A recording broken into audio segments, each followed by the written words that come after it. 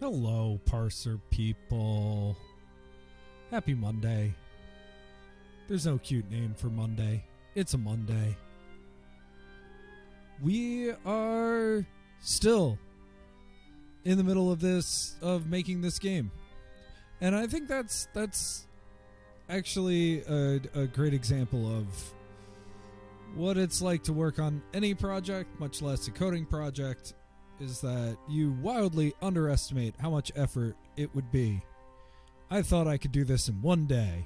One whole day. No. So, we're on part 4. Why not? But we've learned a lot. So let's take a look at what all we've got.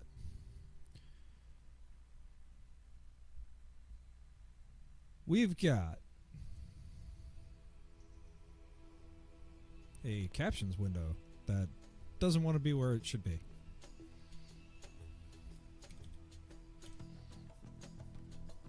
We've got, up in the top right, we've got your friend and mine, the research window that we have been using. It's got a emulation of the game. What's the game? Wychwood. It's by Geoff Larsen, also known as Larsoft. We're doing the BBC Micro version. Why? Because that's the one that I played. And why this game? It's because I think it does a really great job of being a two-word parser. So, unlike maybe other interactive fiction like Zork, say, or the stuff that Magnetic Scrolls did, another British developer, it only takes 2 words. It's a very simple parser. So the puzzles aren't that complex. With Magnetic Scrolls, you have all kinds of things where, like, you know, you put the thing on the thing to do the thing, and that's all one parser command. And that's super complex. And with Infocom games, you have more complex interactions that say, hello, Kaz. Yes, I guess it is morning for you.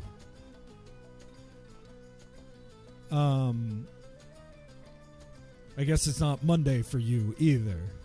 But that's okay.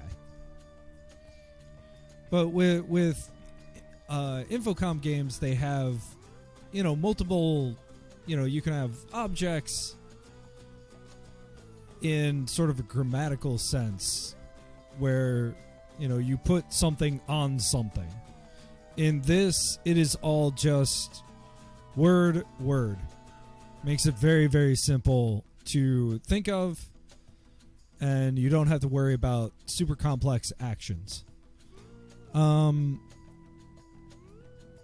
So we've got the actual game. We've got my playthrough of it from now an increasingly long period of time, just in case I get super stuck. We have a full walkthrough from the, I forget what CASA stands for, but it's a solution archive. It's solutionarchive.com.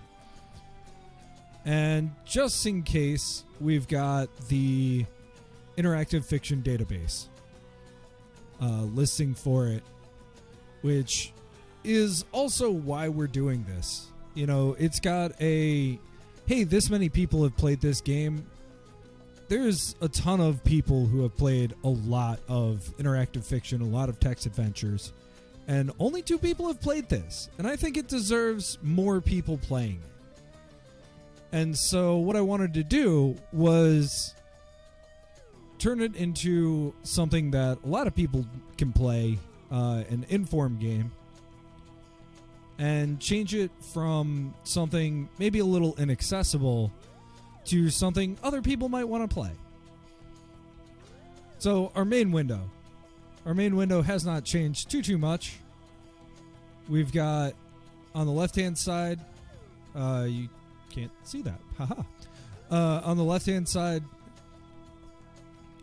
we have the code, which there's a lot of code here, and we're not done. On the right-hand side, we've got documentation. We've also got a lot of the cool tools that help us understand where we are, what we're doing, organize everything. All of these sorts of things. So one of the things that I recently found out about is this screen. Oh gosh. I don't know what I just clicked on, but I keep clicking things. Okay. So this screen is the testing panel. Let me hide some stuff real quick. So what we've got here is every time that we've gone through the game, it actually saves what we do, which is wild. And it shows every single tree of what we've done. So let's whoa. Like I said, I just learned about this. So we can delete some threads. So like, for example, we start by going east, and then we go east again and north, and then we can do all sorts of different things from there. But what I want to do is I want to get a clean testing run. So this is really useful for getting a list of test commands. So you can see I just deleted that. You know, we can start by kicking the car, hitting the car, purloining the key. All this sort of stuff, and it goes all the way down the line. So actually, I'm going to keep this thread, and I'm going to delete all the others, just to have a clean screen.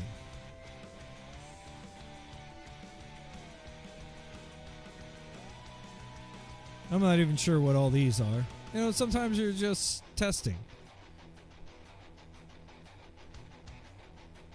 Nice. So, delete. So now we have one nice even line. And what's really great is that we can see all of the things that we need to do. And I believe what we can do...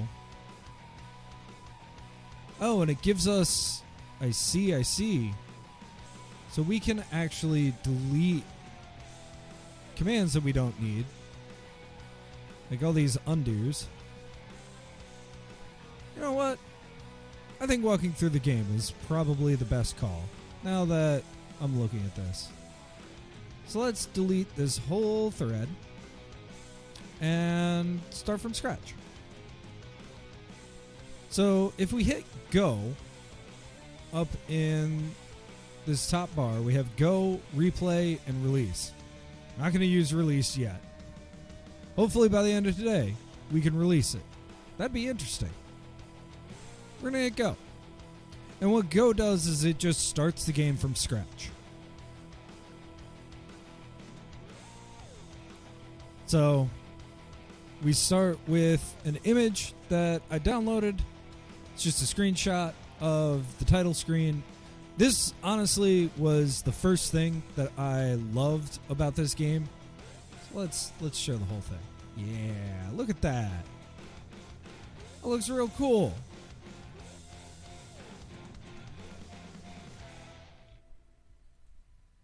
Let's get our research window up. So you can see if we refresh, get Larsoft, and then, yeah, there it is. So, this might not be the best way to do it, but this is how I started. Okay, please press space to continue. And we start off with the same introductory text. And if we go all the way to the top of the code, we have this include basic screen effects by Emily Short. That is an extension that lets us have this please press space to continue. So in general, the point of this exercise is to make a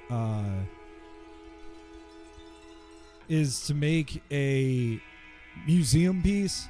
We want it to be as close as possible, with the intent to later on expand on this. I think this is a great starting structure, but if we go to the results tab, we have a 4,599 word source with 29 rooms and 51 things. I'm working on another game, and one that's for me personally. And to give you an idea of maybe the differences between older forms of text adventures, this kind of 2-word parser, and modern text adventures, I have only 18 rooms.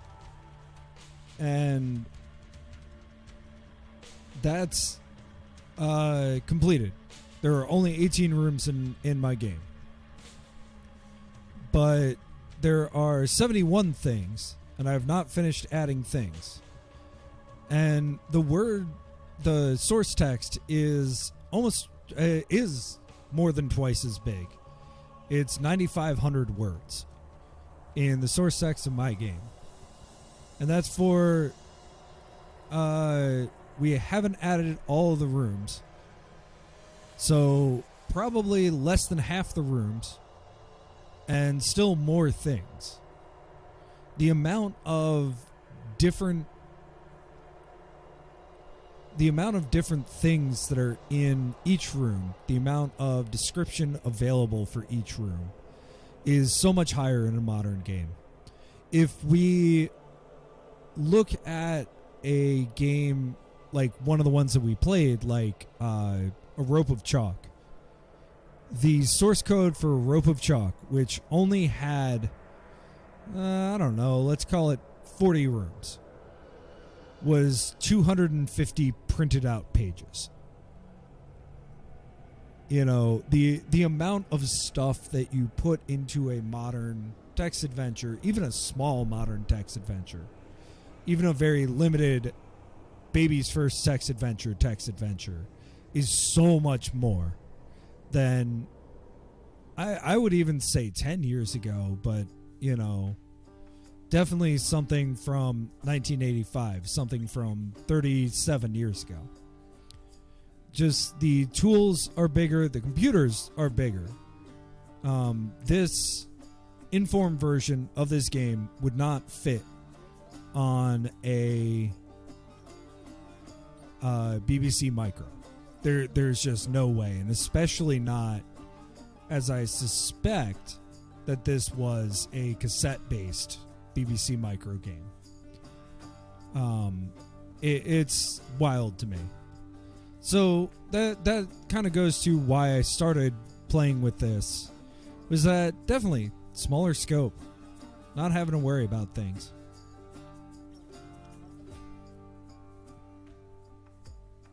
So let's start with the introductory text, get ourselves in the right mindset. You have served your 6-month sentence for burglary, and now you hope to benefit from what you have learned. Old Jones was a good mate to you. Mind you, Jonesy doesn't realize how much information was given away whilst asleep. Sleep talking is a fairly common occurrence, I suppose. The sly old devil. Pulled off a bank robbery 3 years ago and saw that the money was never recovered. $1.5 grand stashed away where nobody would find it. Nobody except you, that is. Poor old Jones was arrested in the village of Lower Ashley, sans loot. The robbery had been from one of the banks in Greater Mudchester, 10 miles south. Lying between the two, of course, is Wychwood. Good old Jonesy, Wychwood. What you have heard while the old codger was giving it Zeds, the money is stashed away in the vicinity of Wychwood Manor.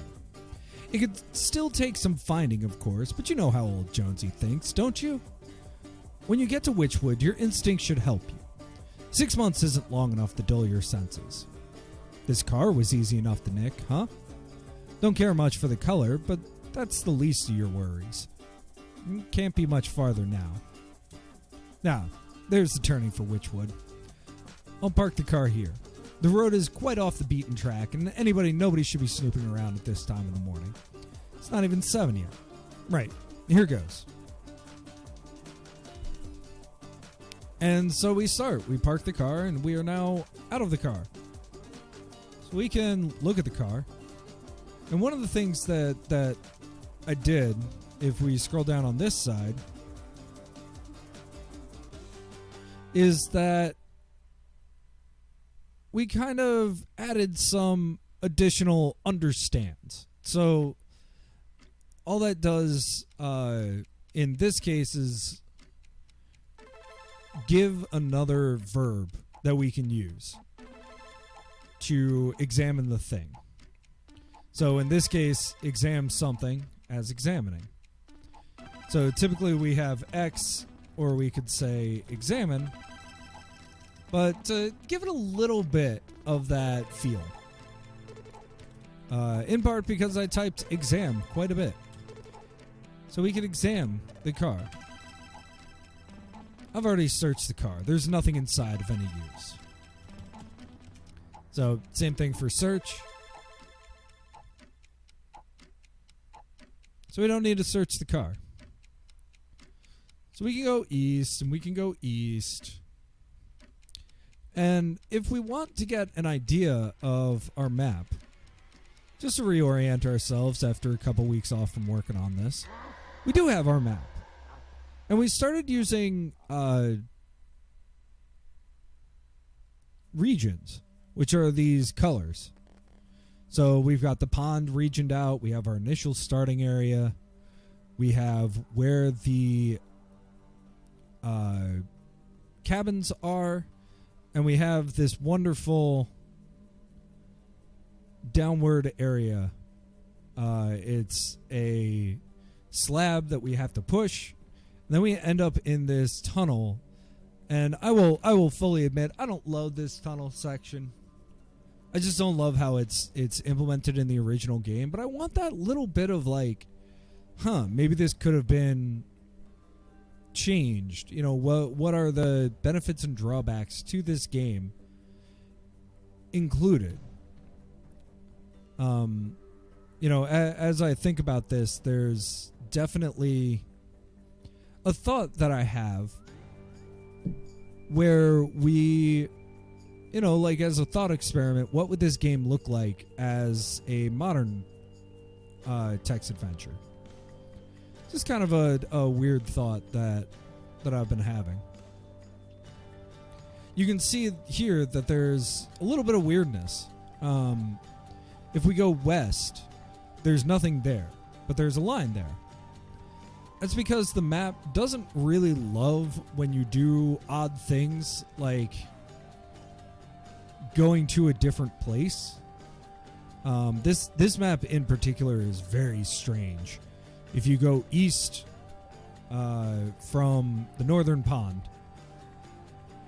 which is that NP, you actually end up, I believe, back at the area before the ponds, or maybe down at the southern pond. Like you go around the pond. It's just kind of a weird little thing that it does. And really the map in Inform doesn't like multiple entrances. It's trying to be a pretty simple, like, straightforward grid. But that's not how this game is, so there's ways you can fake it. You can always do what's called an instead. We do this a lot in Inform. But yeah, so here it is right here. Instead of going east in the northern pond, try going south. So instead of going east, you go south. It doesn't tell you that you went south. You just kind of do it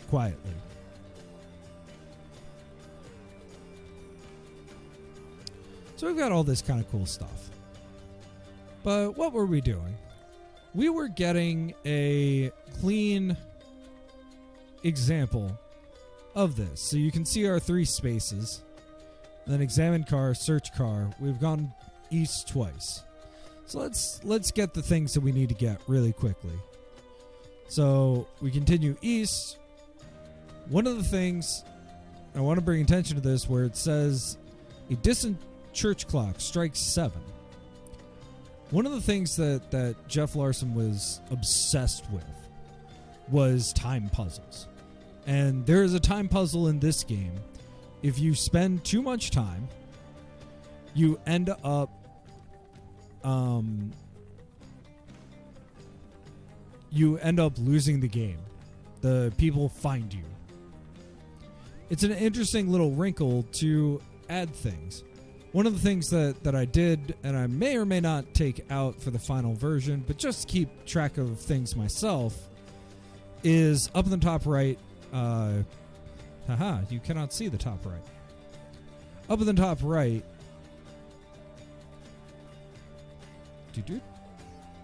there's a little thing that marks off what the time is. So right now it's 7:01 a.m. The distant church clock strikes 7. I think that's perfect.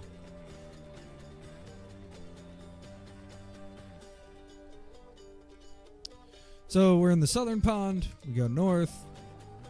We examine the notice. No dumping. We examine the pond. Steel piping. And we can get piping. And one of the things that I kind of want to do in the real game is test out, can we call it a pipe? Because if we can call it a pipe, that adds another understand. So we can scroll. Here we go. Southern Pond.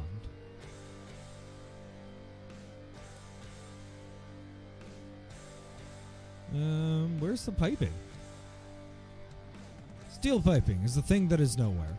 One of the things, too, that really balloons the description is in this game, there's not too much really that's described. So the steel piping is the thing that is nowhere. In a modern IF game, you would have a description. Something that, you know, if you looked at the piping, gives you an idea of what to do with the piping. I will be honest, I do not remember what to do with the piping. So, okay. We, oops.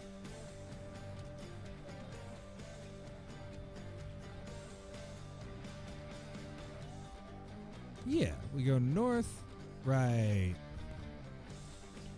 Okay. So what we do is we X the pond. We examine the pond. And we get, can we call it a pipe? No. But we can call it a pee-pee. So let's make sure that we have that.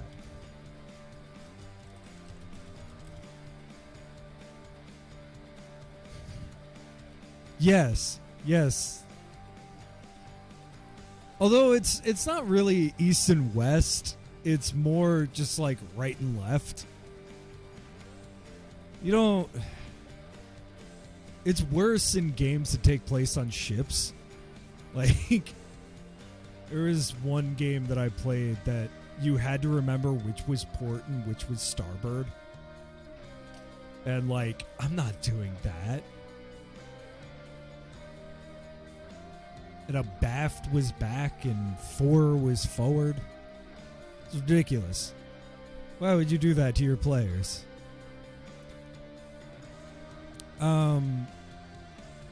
So understand pee-pee as the steel piping. Just to add a little bit of fun. So we're back to the house. Go west a couple times. Let's do that. Whoa. Whoa. We'll do that. So we go back to the house. We go west a few times. We go north to the mansion lane. We go north again. The narrow dirt roads. And then we go to the west cabin. And we open the door. And we enter the cabin. So please tell me that is how this game actually works. Open door. Enter cabin. Yes. Good. Read motto. Look before you leap. Perfect. Open drawer. Open drawer. No, we can't actually do that.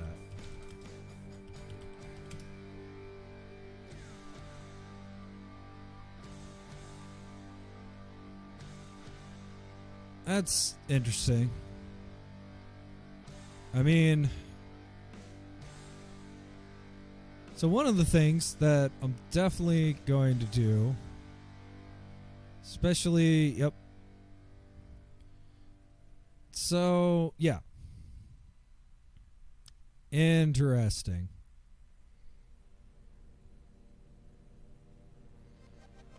All right. So what do we do here?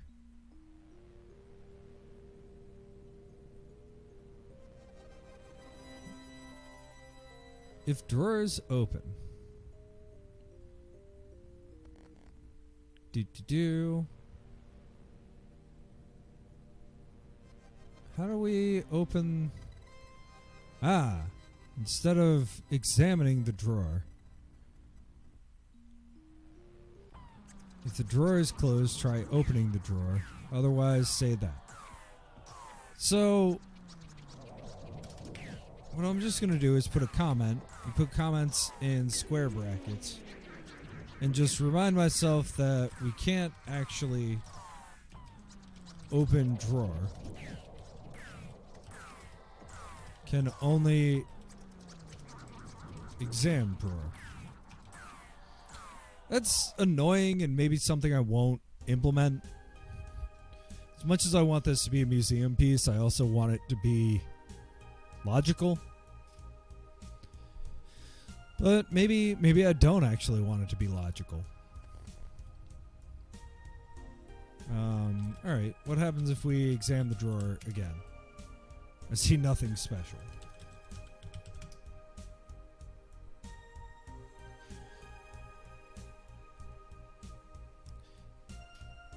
I might just keep that as it is in the game, but get clip, get note, read note.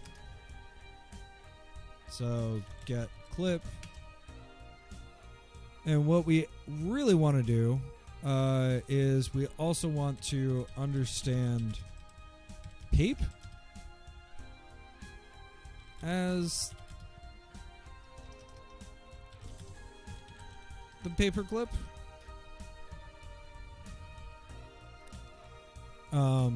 Just because that's 4 letters.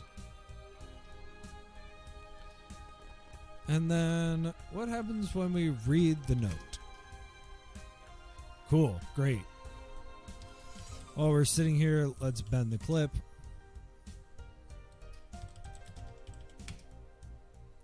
Does the same thing. So great. We're in great shape.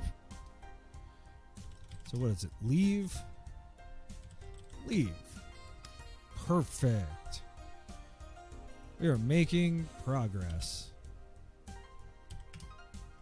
And we're just right now testing. Haven't braked it. Port is floor. Port is floor. No, it's not. It's in fact unbroken. You know, when you want to open something, you say, I open it. And the game, as it's written, doesn't let you do that for some reason. I don't know if maybe it didn't have the ability to say, hey, you can open an object in the original language it was written in. But maybe not. I really don't know. I wish I knew more about the Quill, which is what this was written in, other than that it was made for exactly the best kind of people to make video games, which is enthusiasts. You know, not professional game developers. There were professional games written in it, but really it was kind of like when people use RPG Maker to make a game that costs money. You're just kind of like, well, but you've really got to do a lot to make this work. And so it's more for people who were not professional game developers. That's why I'm fascinated by this guy, Geoff Larsen. He put out like 7 or 8 games in as many years. And what's also, so if we look up this guy, 6 games, I'm sorry, in 6 years. And then I found one reference that he went on to work at a professional game studio for a short period of time, but no reference to what games he worked on. I am relatively sure that he does not have a Moby Games listing.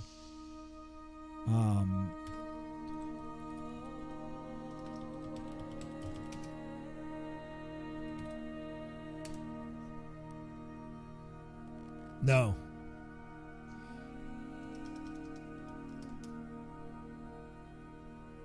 Nothing.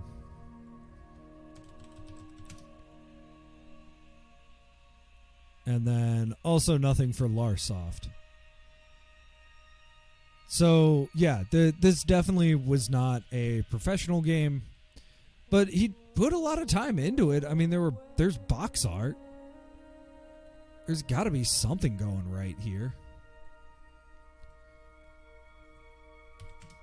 So, cool. We have parity between the two versions. So let's examine the footprints. Unusual.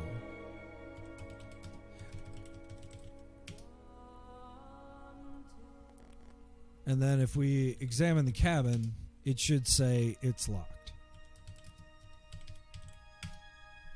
Great. So we can't do anything with the cabin yet.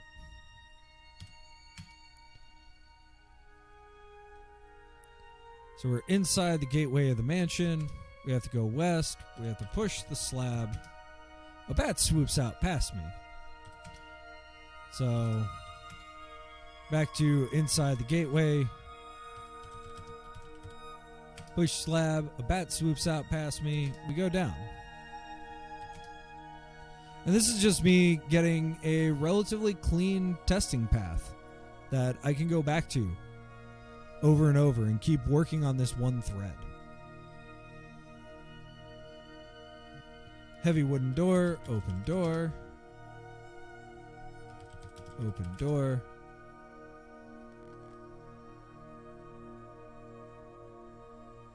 Ah. Now here's something we can update. And this is exactly what I want to do, is just clean up whatever we have, because if I remember right, everything works. So we can actually use, we spent a lot of time either last week or the week before organizing. And we use the volume book part section system that is built into Inform. And this lets us navigate this so much more quickly. We know where we need to go. We're at the slab. We're at the bottom of the stone steps.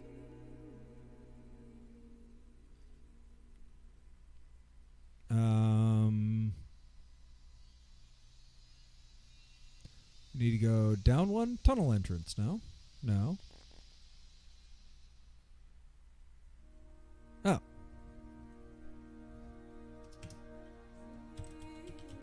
Instead of opening the door, the wooden door, say,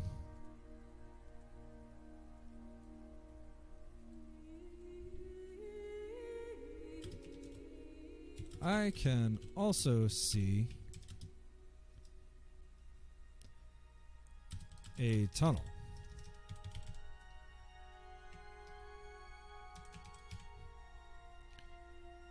And then if we look again, interesting that look and L are actually two different things. I am not implementing that, that's for sure. But, okay.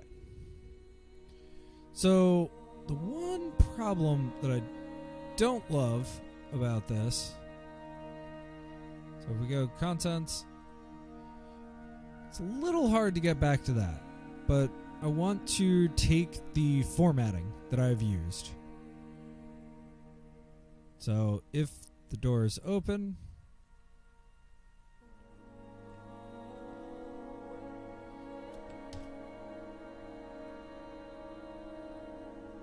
and I will not lie, this is a wonderful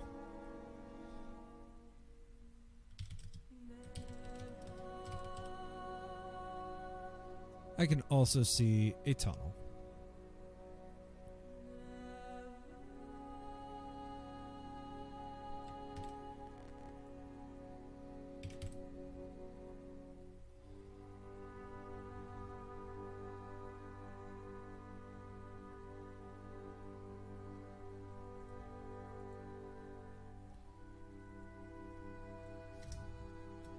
A tunnel.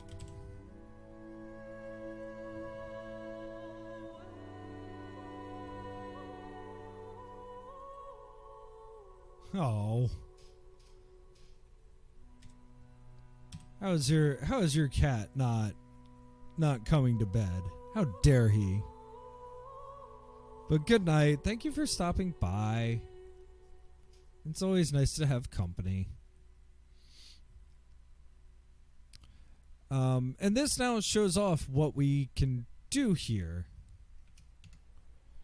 Now the wooden door is open.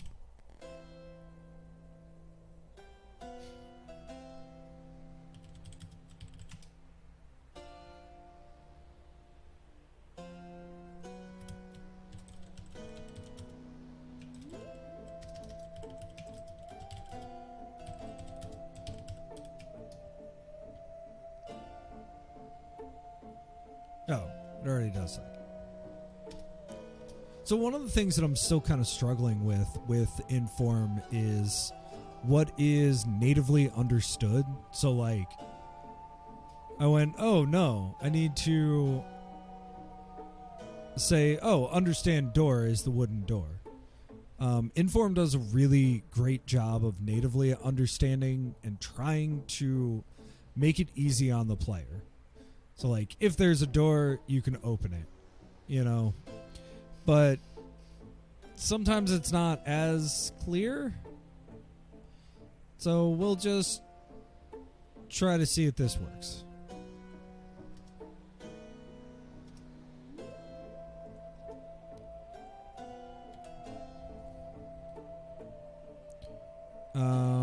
Okay, hit replay. So the replay plays through exactly what you did. So you don't lose your space and you can just get back to where you were. All right, open door. I can also see a tunnel.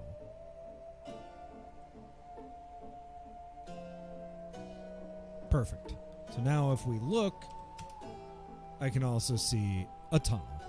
Perfect. Oh, why did it do that? It shouldn't do that. Let's see if that makes it a little better.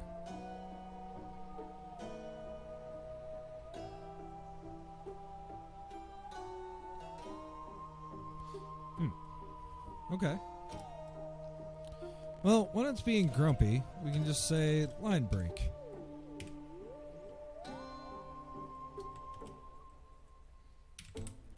And this is the kind of stuff that, like, in a modern game, I would just leave the defaults. But in this, because it's so picky, I want it to be as correct as possible. So, okay.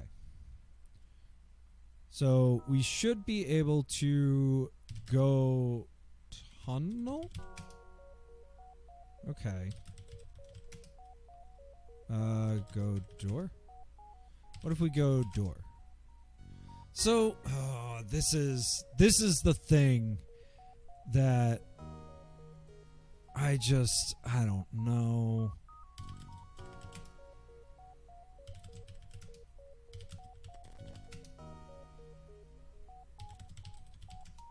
So,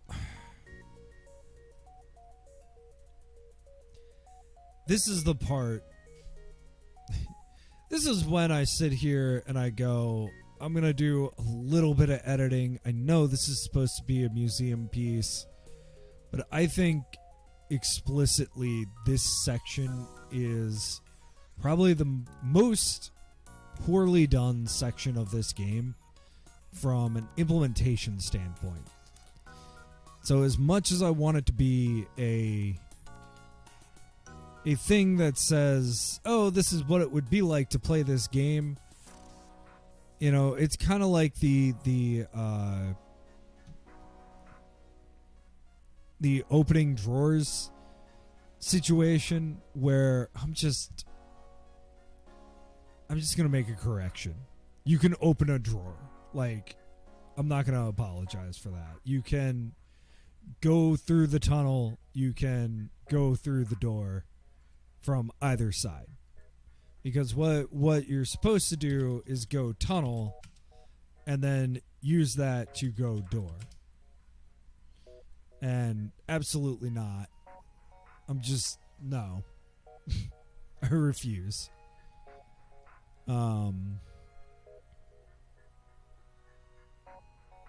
again, I wish there was a turn counter in the original game so that I could tell how many turns it really does take to get to each hour. Or if maybe it's like variable, that would be messed up, like as the hours go on. But anyway. Okay. So cool. Bottom of the stone steps. I can also see a tunnel. Go tunnel. Go tunnel. In the dim light, I can actually, let's go door. Can we enter tunnel? Yes. So. Okay, cool. Both of those work. Enter and go do the same thing. Great.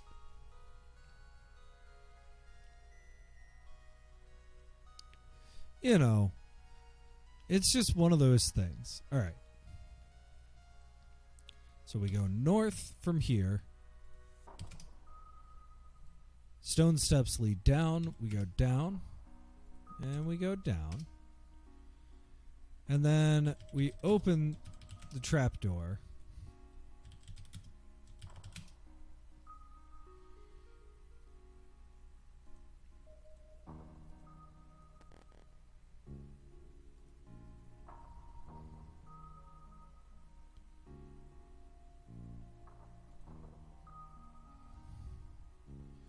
So, can we open trap? So, yeah, again, same thing here. I think I'm just going to make it a little bit more user-friendly and not sit here and block all the things that that Inform actually does. You know, there's only so much that I can do for this kind of like verisimilitude to the original two-word parser methodology. And this is me talking myself up. Okay. So, what if we pull the trapdoor? We can't do that. Same idea. I mean, lift trapdoor.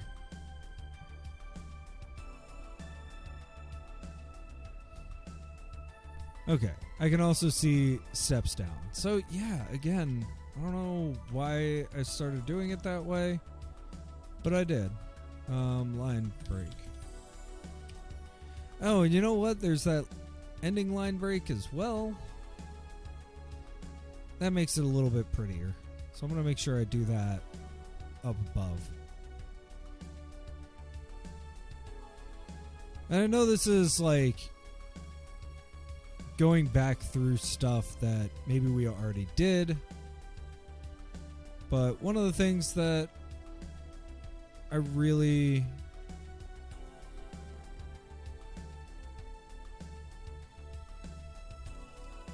want to do is just like, oh no, I did this all backwards.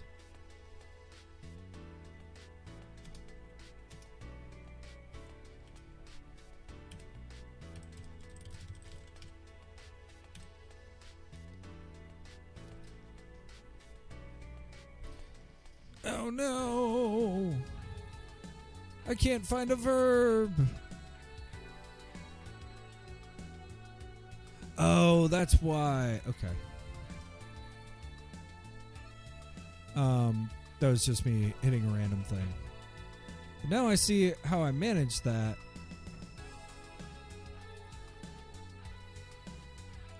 And I want to be consistent here, and that's why we have the line break. So we go back to the bottom of the stone steps. We don't do that. We don't do that. We do the line break. And that should be fine. So let's do that one more time.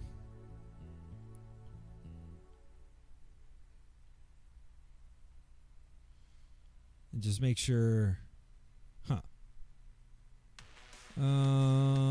Why did it do that? I don't know. I can also see a tunnel.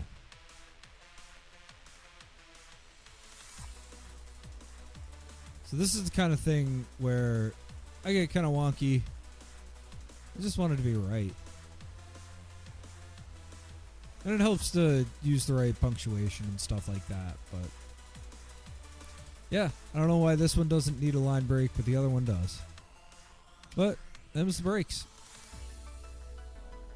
I'm not here to worry about it. Just do what it takes.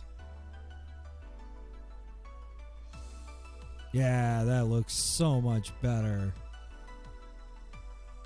Okay. Cool. And this is the kind of thing where, like, this is, in general, you know, I code semi-professionally. I say that. I code professionally. This is how I code. You know, does it work? Does it do the thing that it needs to do?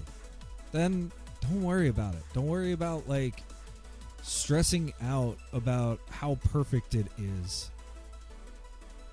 Until you have to. Until you have hours and hours and hours to, like, sit there and figure it out.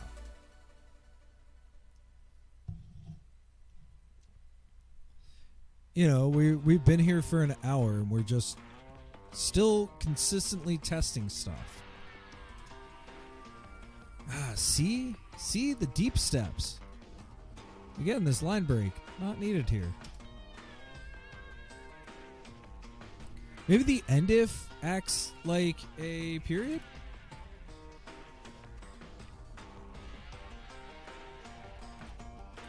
Maybe. Yeah, this looks good.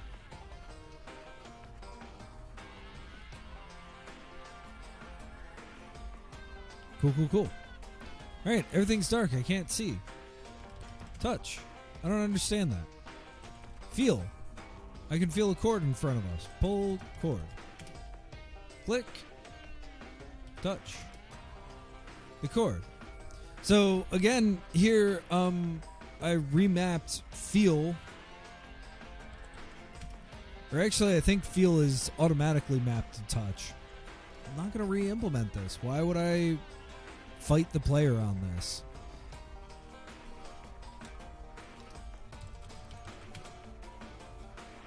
So that actually answers. I'm going to leave that, but all right. And like one of the other things that I'm not going to do is I don't know why this version does not have any spaces after periods, but it doesn't.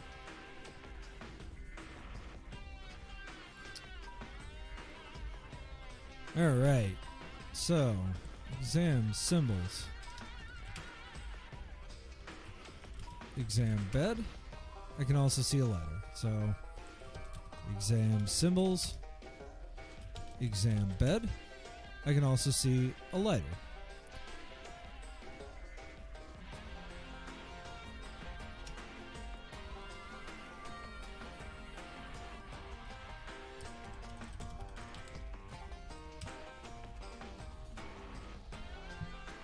And again, this new. Just a typo. As it happens.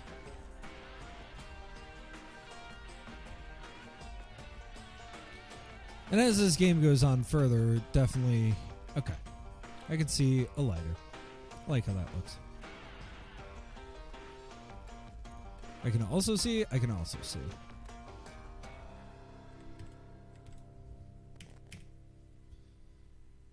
And the line break. So, like, again, I don't know if it's because it's in the description versus in the say command. Who knows? But it works. Okay, so get lighter. Exam lighter. Okay, nothing special. Get lighter. Exam lighter.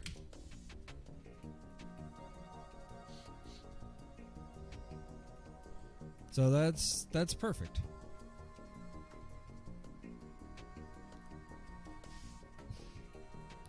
So that I see nothing special, and like the guy who wrote Inform, Graham Nelson, is British, so he grew up with this language around things,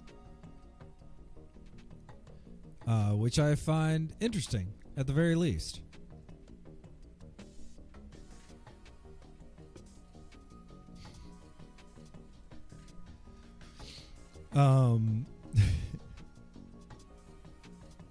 So yeah. I don't know. I'm definitely thinking about like making sure that this game feels the same, even if it's not perfectly exactly the same.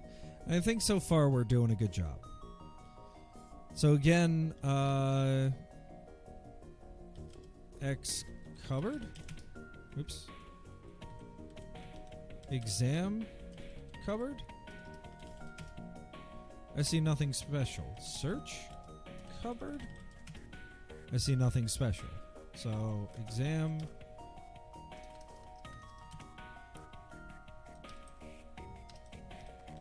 cupboard. I can't see any such thing. So we need to make a cupboard here.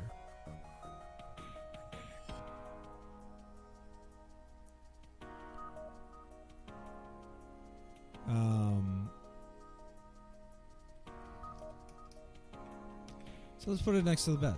'Cause that would be in order? Yes. The cupboard is scenery in the circular room.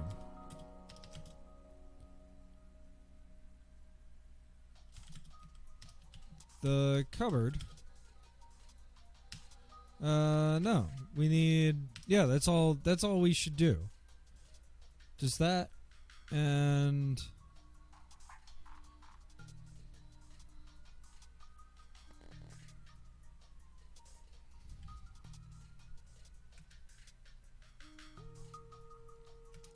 Cool. Yeah.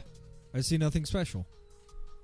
So, perfect. So, yeah. So, I wonder, and I'd have to, like, pull up some of the Infocom games.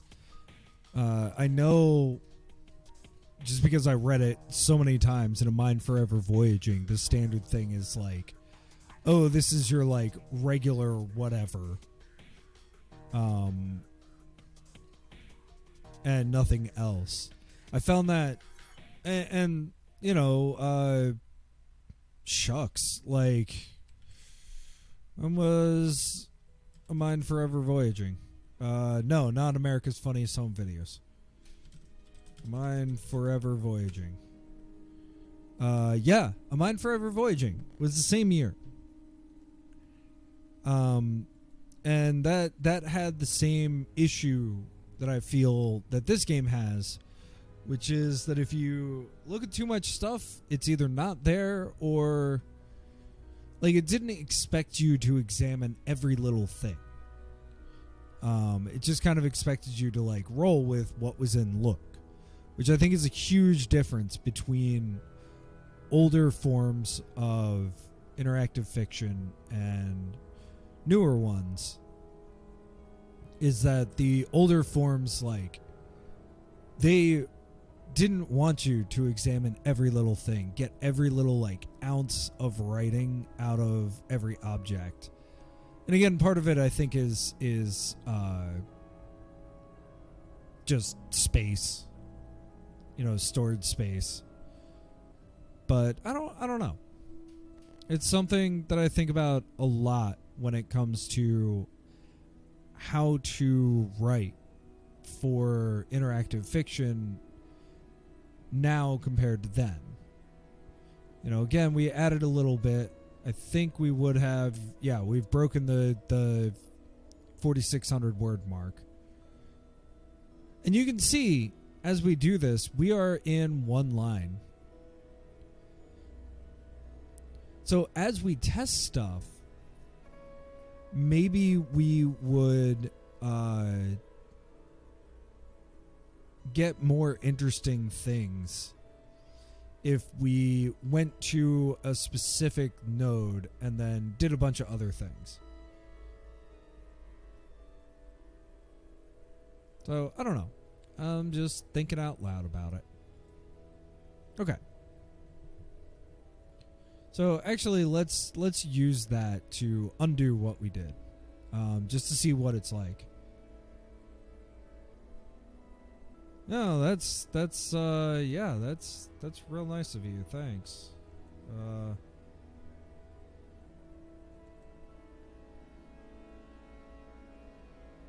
Yeah, no, buddy. Hang on.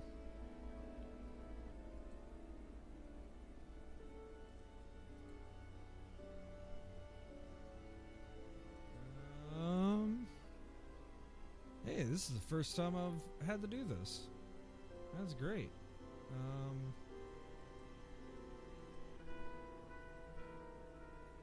Yeah, you're banned. Goodbye.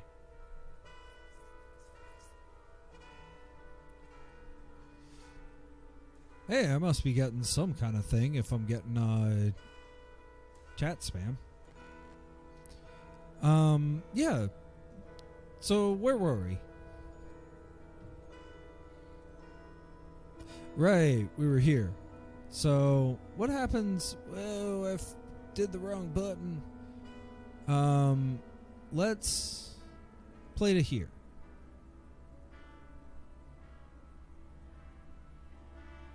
So that seems like a different way instead of like replay. We could have different threads to say, okay, well, like, if you want to do this, say you have 3 different endings, you could play to a certain point and then break off and do something different. Okay. So nothing special about the cupboard. Examine the shelf. I can also see a book of the occult. Yeah, I don't know what I was doing with this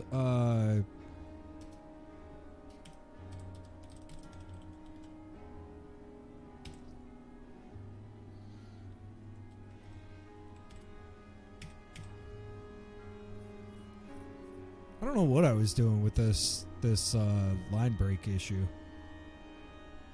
I'm not too worried about it, but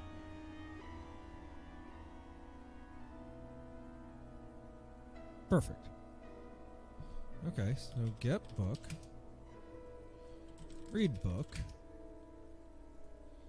get book, read book. Yeah, this is why I wanted to showcase this game maybe a little too deeply. There's dribs and drabs of interesting things in this game. There's something in this that I can't entirely put my finger on why I enjoyed it. But like when you read the book, so we have these symbols on the floor. When you read the book, it's a treasury of witchcraft and demonology. That's interesting. There's a chapter devoted to the translation of runes and symbols. And it's like, where did that come from? What is the plot thread here? Other than that there's like weird stuff going on. That there's just a vague sense of spook. I just find it interesting. And so what you can do here is translate the symbols. And it just gives you a polygon, which I forget what it is. Oh, yeah. It's a name for the devil. Or another high-ranking demon. It's the Greek for Abaddon, meaning destroyer. Alright, bonus. You know, like, what? So if you translate the symbols, and it's the only thing that you can translate, it gives you this Apollyon. So, like, what can you do with this interesting little bit?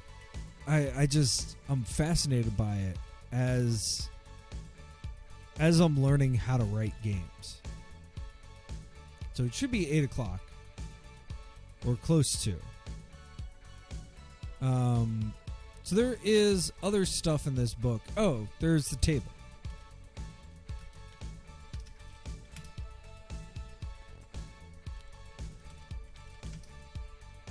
Yeah, what is going on here? Oh. We have the same line break error. Let's try that again. Huh. Hey, Saber. It's not the best thing to do. I do it all the time.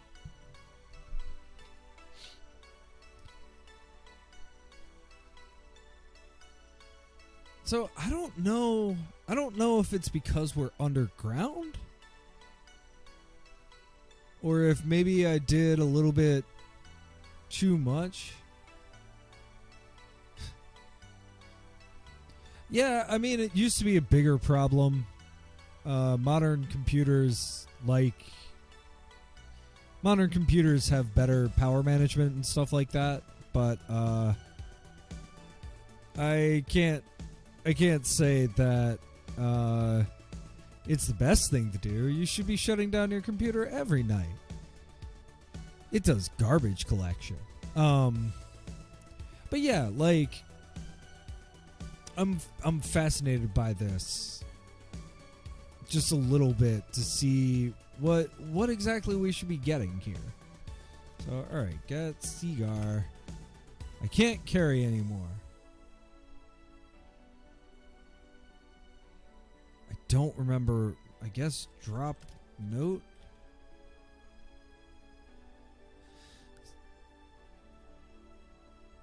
I mean, I don't need the book anymore, unfortunately. I do need get newspaper.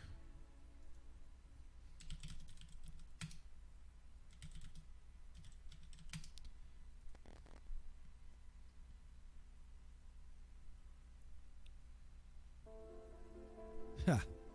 Well, thank you.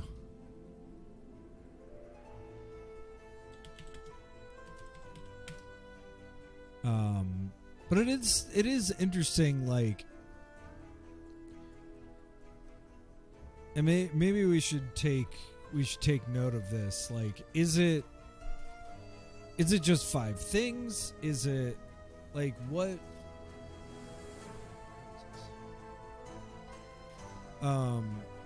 Like what is the limit here? What's like stopping us from doing this right? You know, from holding whatever we want to hold. So is it 1, 2, 3, 4, 5 things?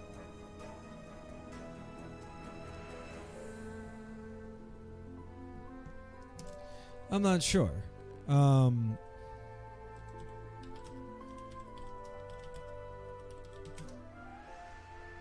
But to me, it's interesting too that like we're already getting a limit there. Okay. Well, if we ever need that stuff, which we won't, we've got the note and the Book of the Occult. Okay. So let's get out of here.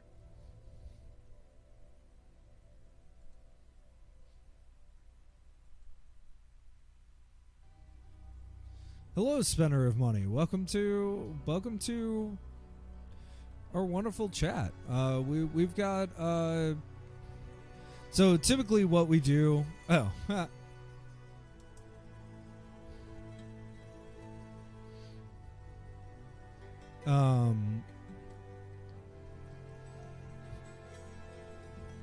yeah, no worries.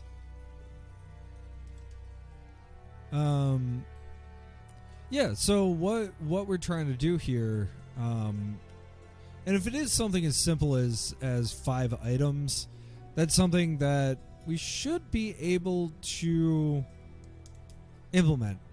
And I think that, you know, we've talked a lot about like what makes this a museum piece versus an actual like game that people want to play. I would lean towards a inventory limit as a major component of the gameplay here. An annoying one that I would never suggest that you use.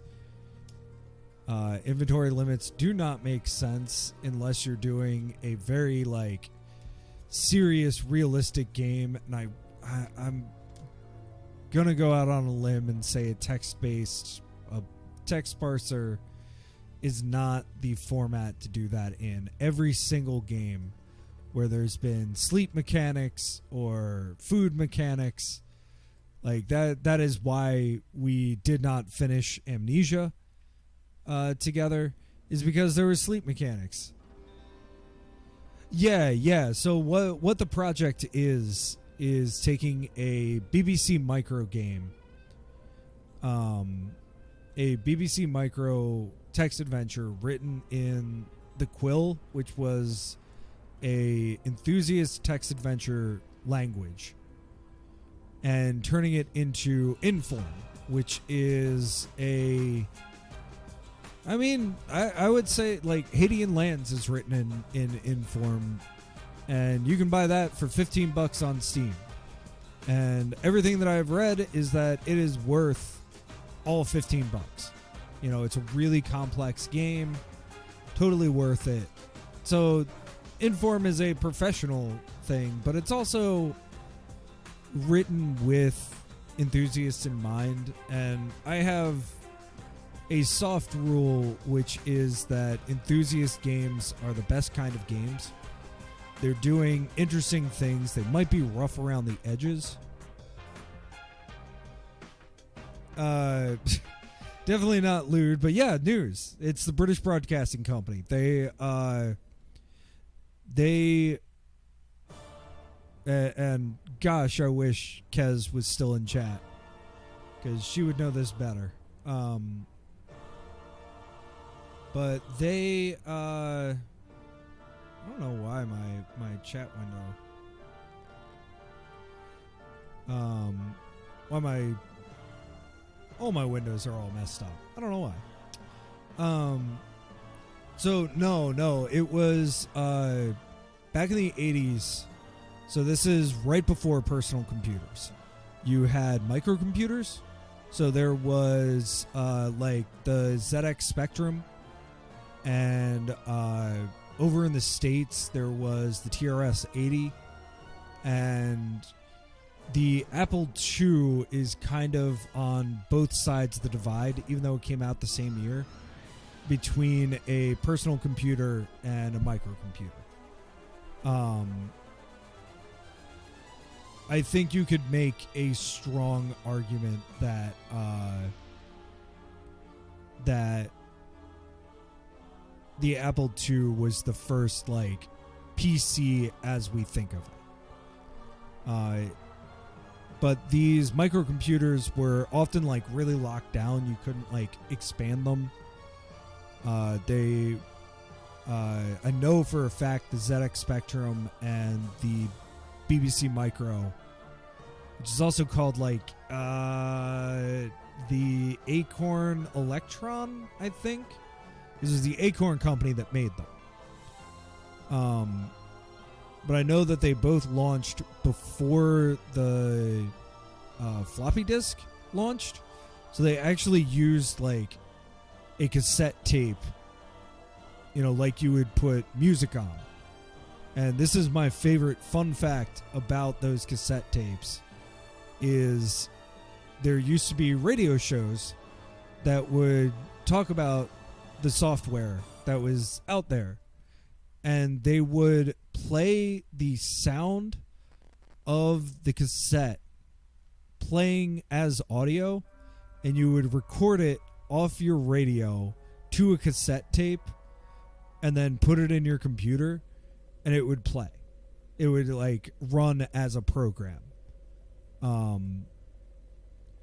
Which to me is wild. I think it's a fascinating way to distribute programs and distribute things, especially in the pre-internet world. You know, this was the 80s.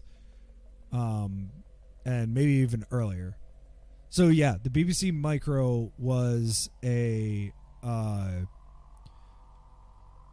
essentially a computer. But they were relatively cheap. How much was a BBC Micro?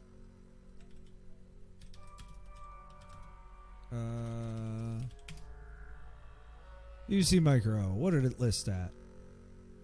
Yeah, so it listed at $235 in 1981. Or, I'm sorry, 235 pounds. By comparison, how much did a 286 cost? That is not what I meant to. I cannot pull that up quickly. Yeah, so just by comparison, in 1985, you know, just the processor for an Intel PC was $260. So I mean, there's some exchange rates in there and stuff like that, but like, point being, these were cheaper. You can see up at the top, this is what a BBC Micro looked like. You had to supply your own monitor. But, you know, it was a cheap way to get some kind of computer.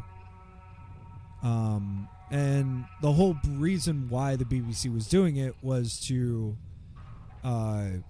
increase computer literacy in the 80s. You know, it's really, really important, like, really forward thinking, in my opinion, to be looking forward and say, like, you need to know how to use a computer. So I don't know, all of that to say, it was a computer, you know, early nerds, but it was something that a lot of people had, and so there was a large enthusiast community around it. In the same way that, like, in the States, there was the People's... Yeah, the People's Computer Company. Heck yeah. So, like, the People's Computer Company was in the 70s and doing sort of similar things, but it was even smaller because even less people had computers or microcomputers. Oh, yeah, absolutely. Go to bed.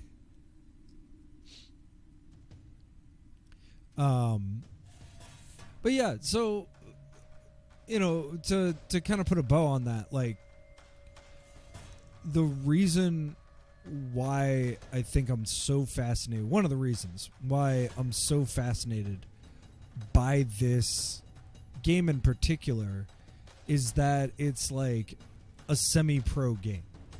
It's an enthusiast really trying to make something that people would share and use.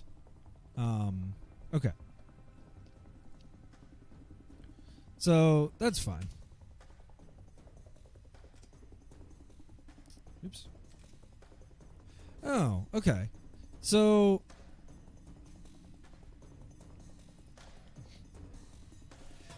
no sorries needed. It is quite late by you. I appreciate you coming by.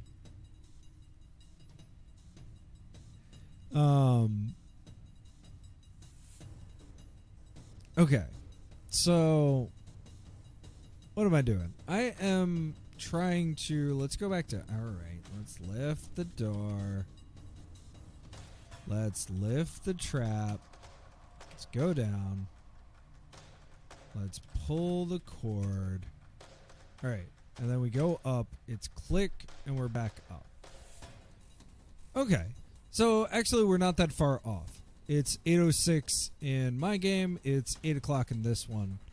I wonder if the system is the same. So, okay. So, after going up from the circular room,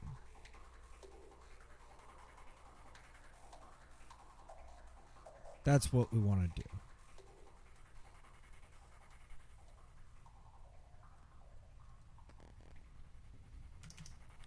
So after going up from the circular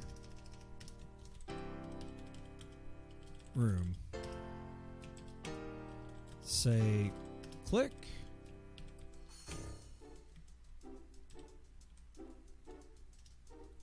Now the cord is unpulled.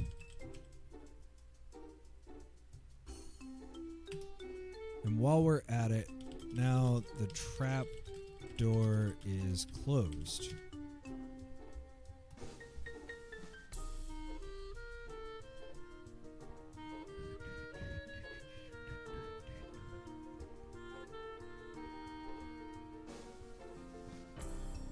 Ha!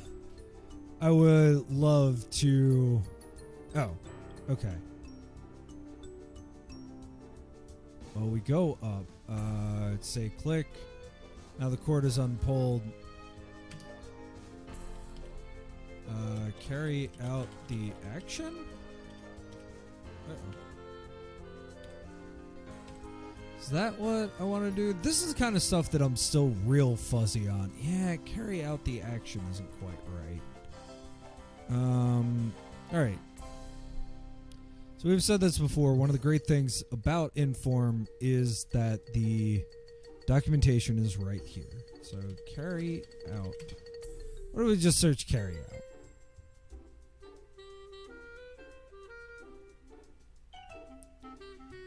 Yeah, so carry out,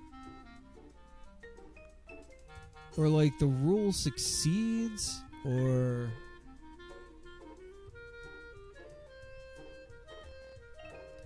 something like that. So you can't see it, but it pops up. There's a search function. Check carry out report.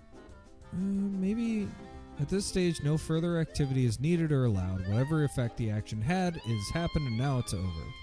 All we can do is say is what has taken place.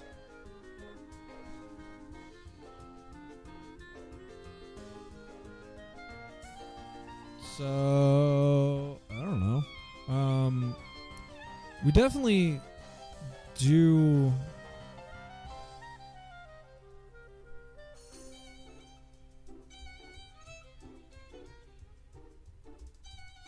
Yeah, so this is all advanced. I just kind of want to do after.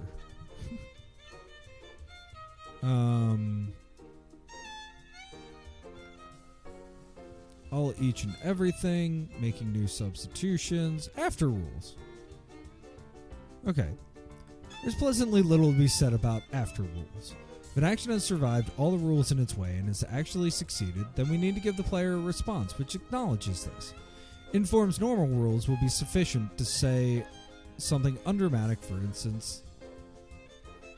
Oh, okay.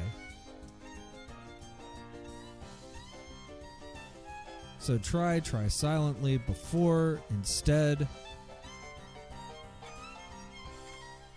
Okay. Yeah, so...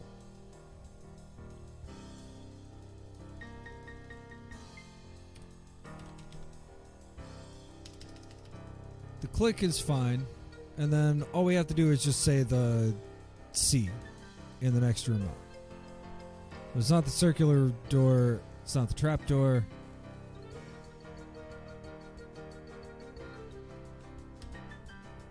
And then we don't need to say that because we're already in that room. And the door is closed. Okay.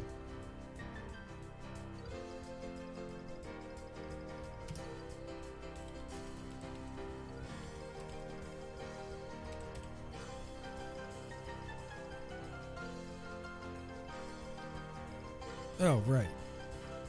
The action is carried out. So carrying out seems to be a thing like instead or after.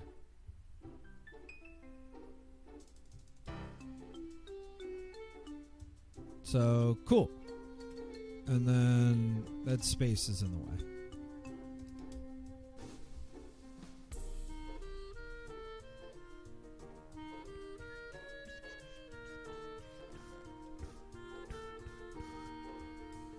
Okay. But what I really want to do is do a line break here. Just give it a little bit of extra love.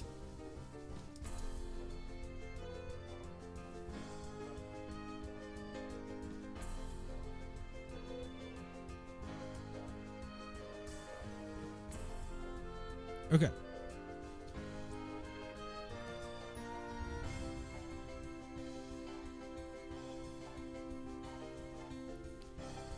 Cool. So we can just go up. And we can go up. Nope, we can't. We can go south. And again, like this description, I don't love. I would love if you didn't have to remember that you needed to go south. And then go door. You can go tunnel as well.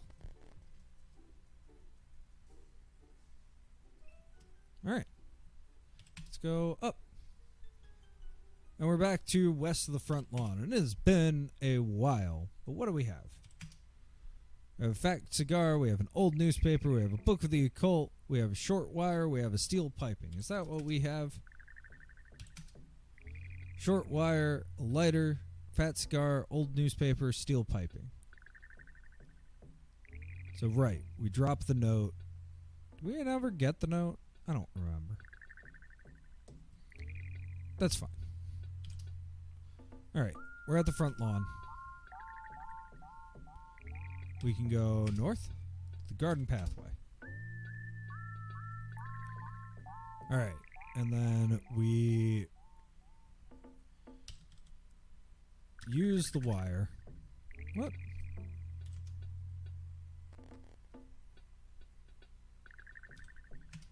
Oh, we have one more step to go. Now we can use the wire.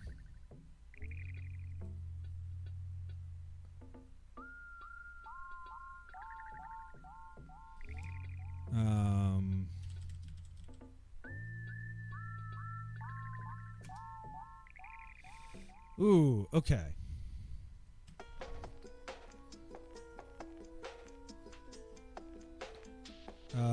Can we... So this is actually out of order. So this is kind of interesting. So, like, what the heck do we do? Can we... slide newspaper?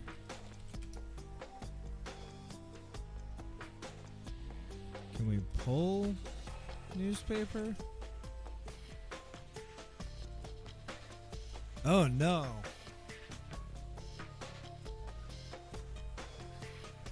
This is definitely a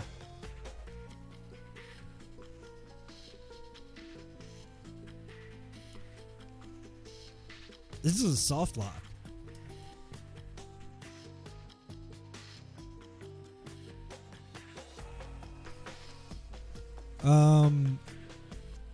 This is a real honest to God soft lock.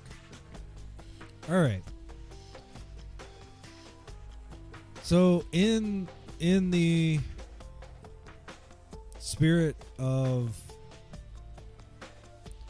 the game here, we gotta code in a soft lock.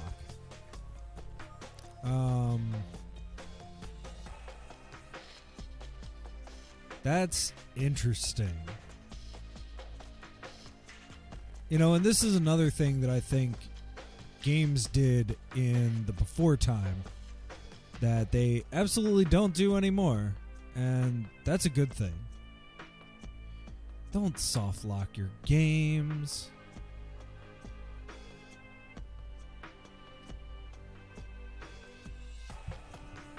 Like, I don't know why that has to be a rule that needs to be told, but it absolutely does.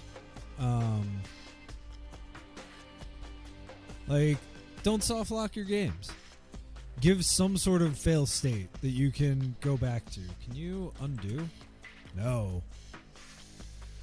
Blah, blah, blah, blah, blah. I don't want to do all this crap again. That's fine.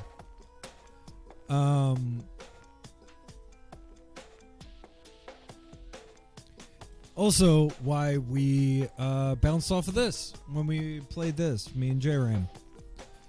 Because we forgot another one of the soft locks in this, which is that the door always locks, the front door always locks behind you. You know, and these are, again, things I would not do if it were a modern game. But it ain't.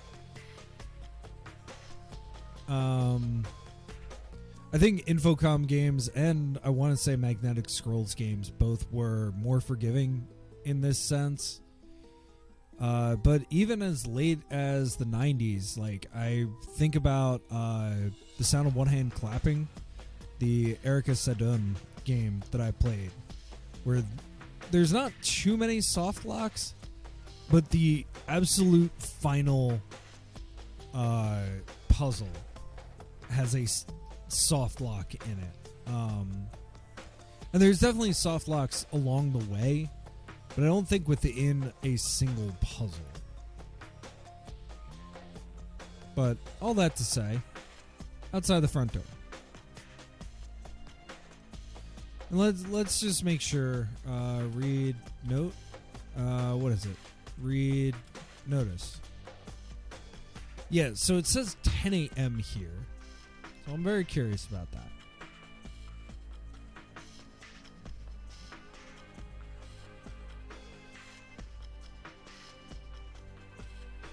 Okay.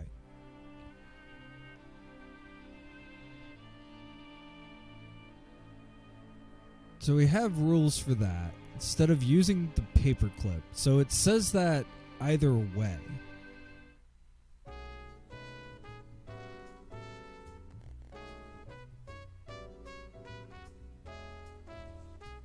Yeah, okay. So we don't need that. If the paperclip is bent, it says that. If the old newspaper is slid, So we learned this the last time. If we have a list of things, so otherwise, if the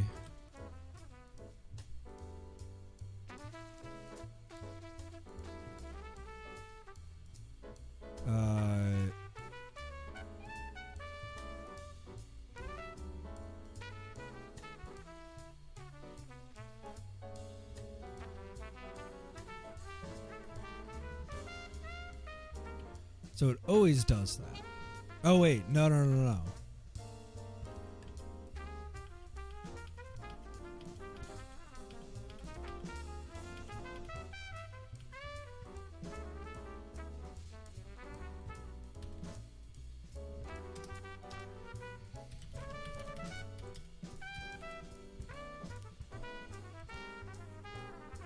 Yeah, otherwise if the paperclip is bent and the old newspaper is unslid, right? Yes. You just say the key falls from the other side of the door. And nothing else, and the game is soft locked. Let's put a little note here.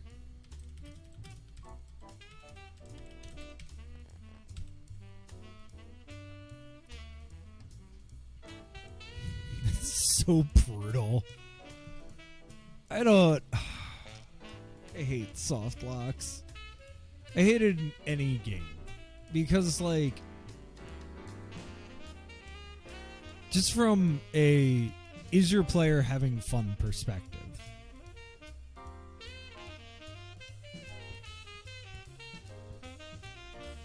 So, okay.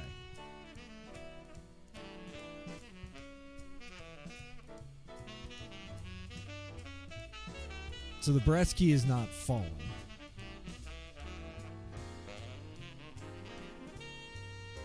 So we could slide paper. Yeah.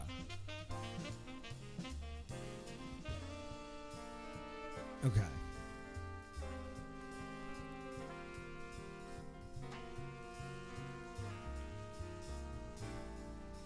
There's definitely a way to rewrite the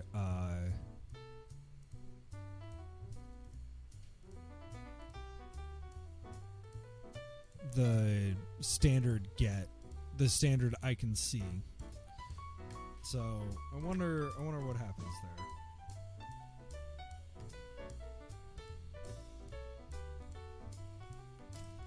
Okay.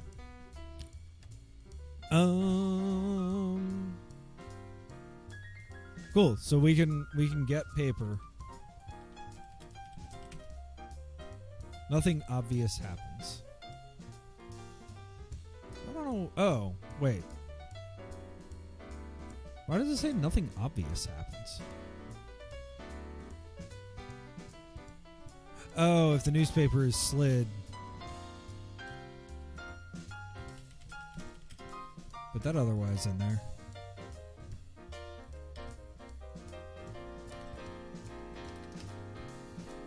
And the brass key is unfallen.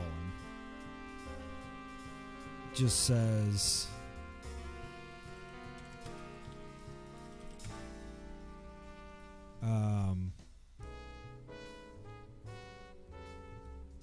get paper? Full news. Oh, we can't even do that. Okay. So we just say I can't do that. Well, that's not totally true. That's messed up. That's messed up.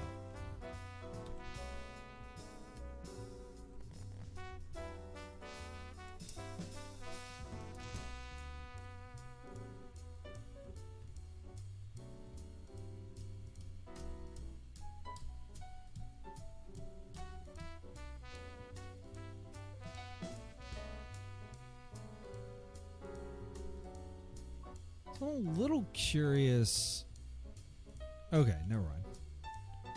A little curious why the inventory does that without the line up at the top, but that's fine. See, it says pull paper, okay.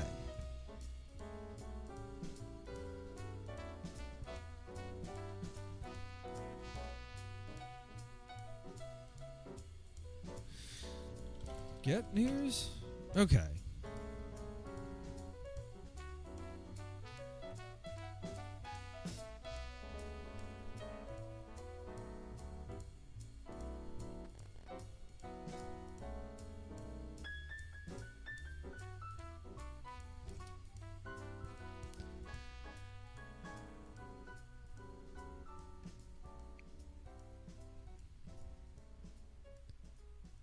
Yeah, never mind. We have that set up. So again, I don't know. It says pull. Pull doesn't work, but get does.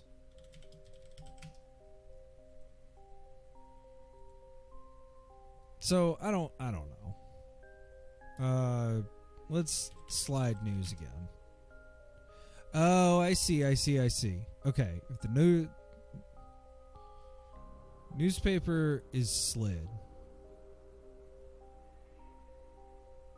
Okay. So it should say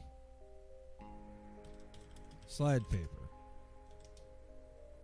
So it should say I can also see, so pull paper.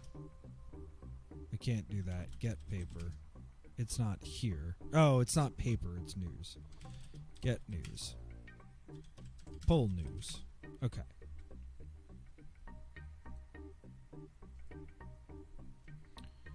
And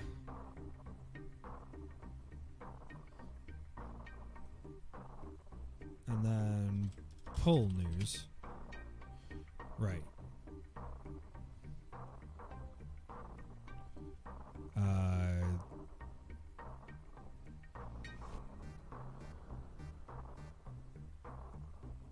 Yeah, I think okay is there.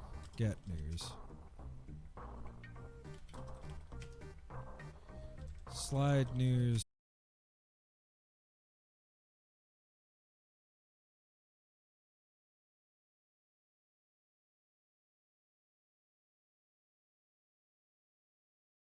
Door.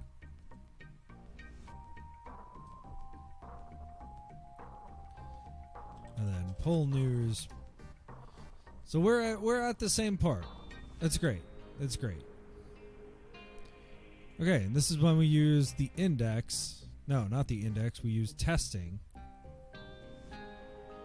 to go back to here.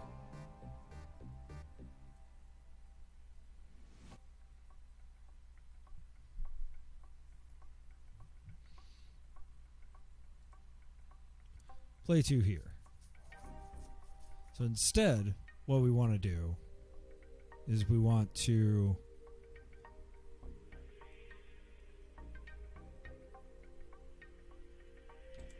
slide the news, use the wire, pull the news, and we got it. Okay. So we've got to refresh, and we've got to do this all from scratch. But we can do this really, really quickly. I'm not going to read it out. I'm just going to run it. Speed run time, as it were. You know, and this is the kind of thing, again, like, I wonder what it was like for some of the people to do this.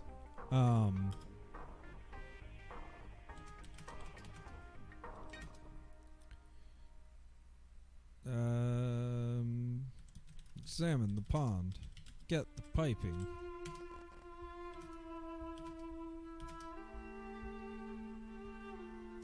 Not the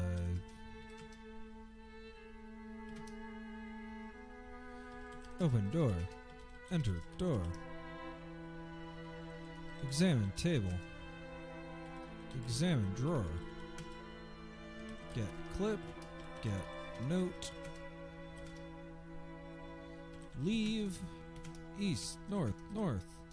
East. Nope. Push slab. Down. Down. Nope. Open door. Go door. Go tunnel. North. Down.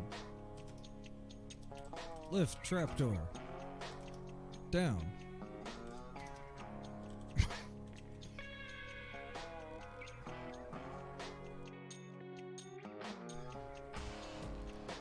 Feel the cord. Pull the cord. This is so much faster than where we're at. Examine bed. Get lighter. Examine table. Get newspaper. Get cigar. Get I don't know. There's a book too. Get book. Read book. Translate. Symbols.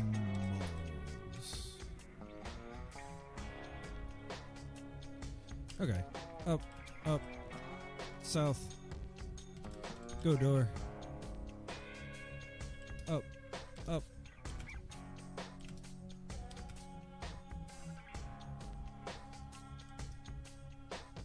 So I'm going to do this. I'm going to wait until 8:18, or what I think 8:18 is. Wait.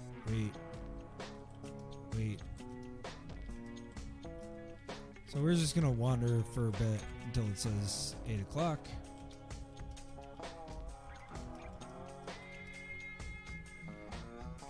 One, 2, 3, 4, 5, 6, 7, 8, 9.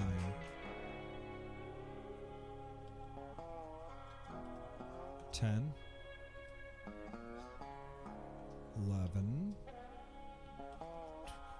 12, 13, 14. Okay. Oh, wait. 18. 15, 16, 17, 18. Alright, 19. We're at 20. So let's just wait until we're at 20. Okay. And then we slide the newspaper.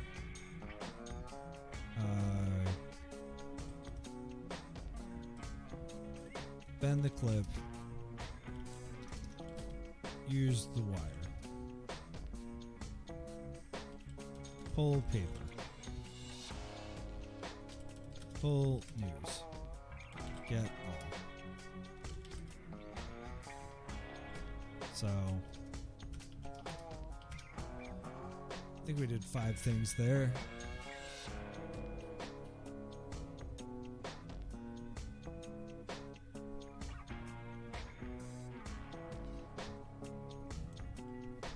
And this is the kind of thing where, like, we're just sitting here testing.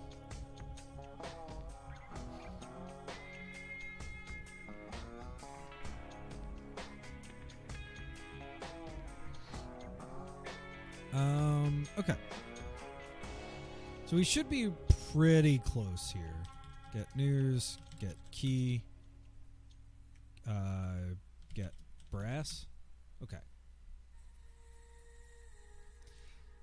So we had wondered, is it 5 things?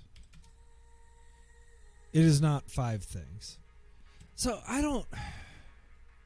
Is there like a concept of size? But why... Yeah, I see nothing special. Okay. Yeah, I don't know. Alright. Unlock door. Go door. Unlock door. Go door.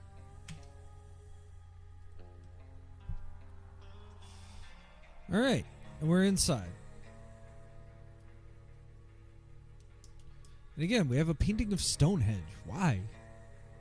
So many questions, not very many answers.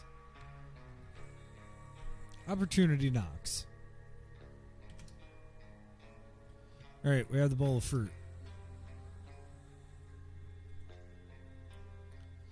So I wonder, I'm getting a little antsy about this. I wonder if I can item list. Can we do that really quick? Can we rewrite the item list?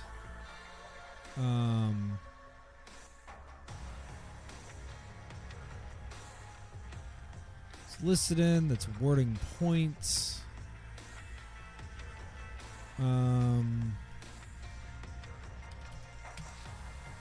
Items. Final. Here we are. Limits in the setting panels. Does Inform really understand me? No, it doesn't. Players hold all. Oh, it's a new kind of container. Okay, that's not what we're looking for, I don't think. Text with lists. Freeze options? Maybe that's it.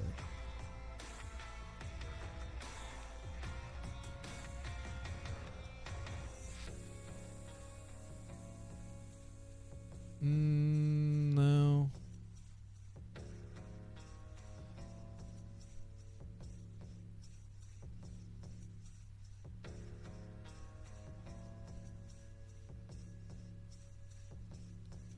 Oh, here we are.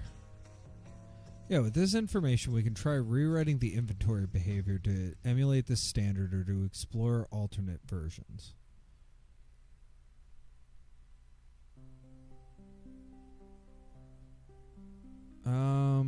This seems complicated.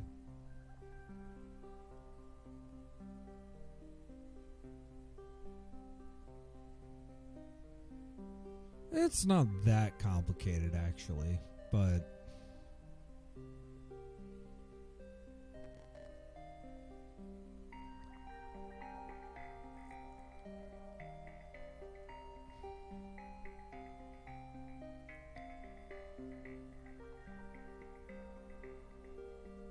yeah, I just oof.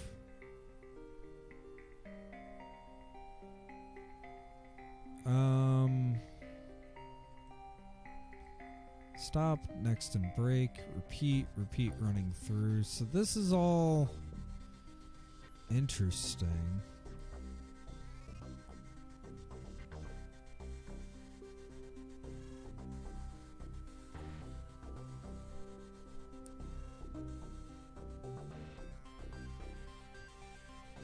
Yeah.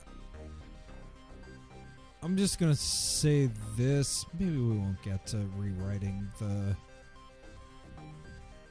listing. I do kind of want to do that, but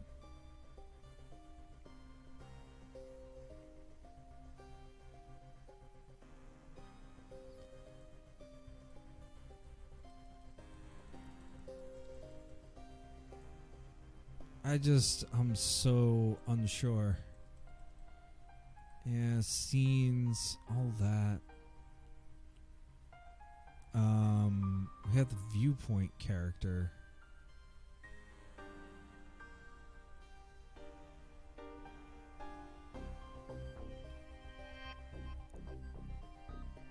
Just looking. Oh, I'm just scanning through to see what I'm trying to do. Whoa, no. Adaptive prose. Varying what is written, varying what is read. No.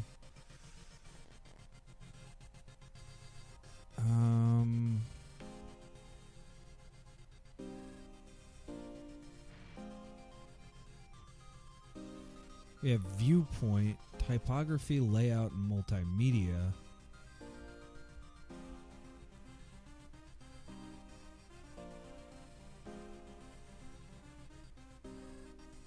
Testing and publishing, no. Is it just in props?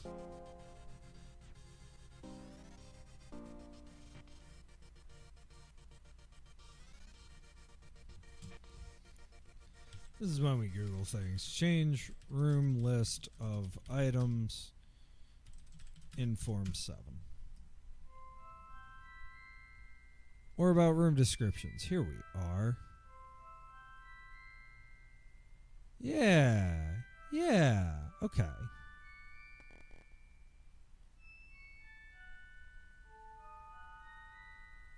Statement use the serial comma. So we have the initial appearance.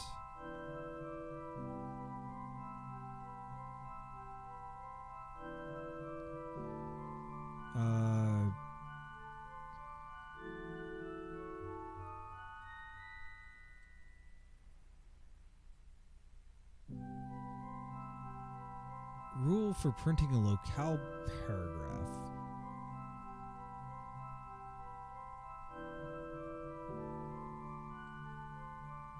So, see page 1828.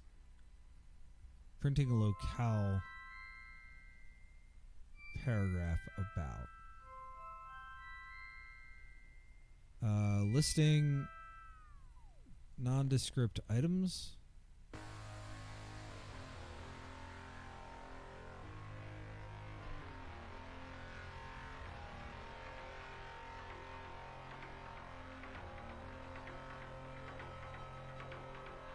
Oh, yeah, okay. So it would be rule for listing nondescript items.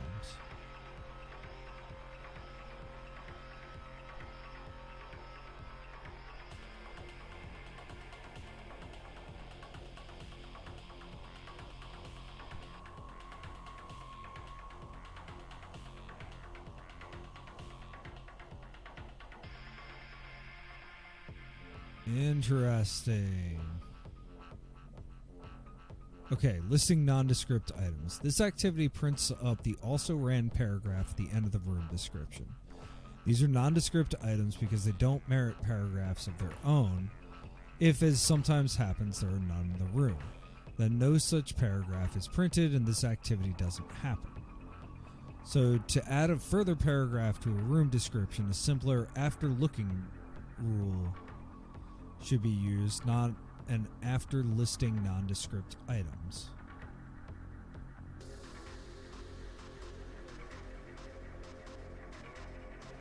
So, yeah, we have two examples. We have one that, okay, if there's one thing, but that's not what we want to do. What we want to do is change the normal phrasing of the paragraph. Let's go to the contents. This would be up in... well, I can't count. This would be up in either Volume 1 or Volume 2. I'm going to say Volume 2. Because it's when the game starts.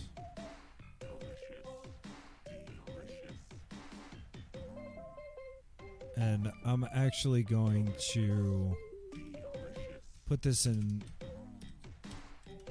just kind of arbitrarily. Rule for items.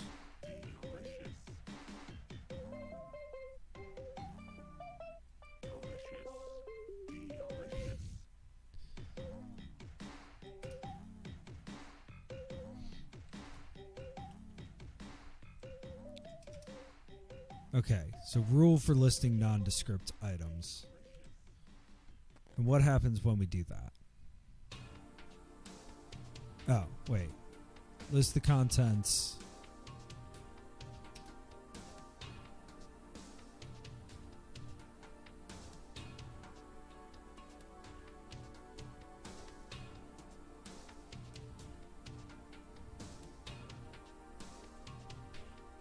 as a sentence, tersely listing marked items only, but this is a phrase which I don't recognize. List the contents of the room.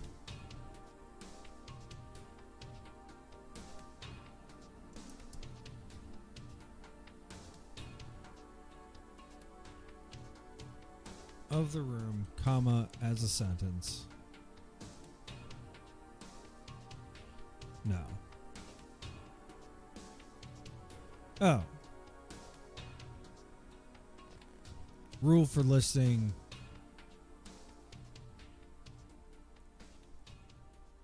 contents of the room as a sentence, tersely. Okay.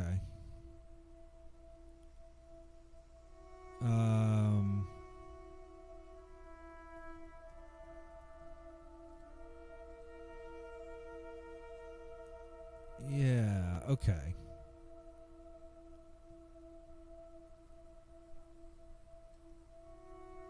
So it should say, what should it say?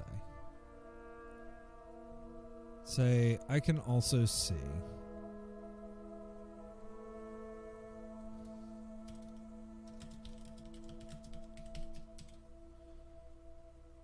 And then line break.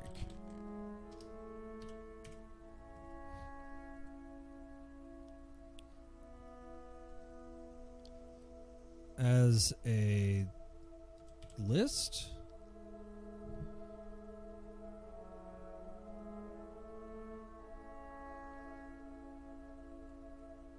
So yeah, let's just say list the contents of the room and see what happens. A description of rooms. A room is used in a context. So what if we just say list the contents? Okay.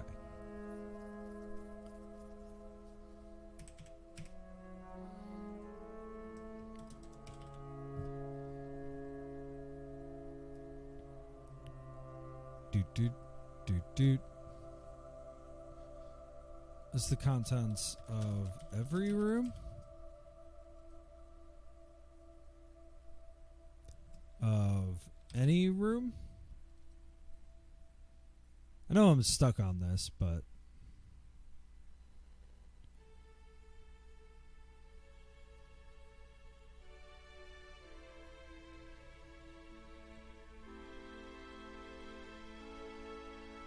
because here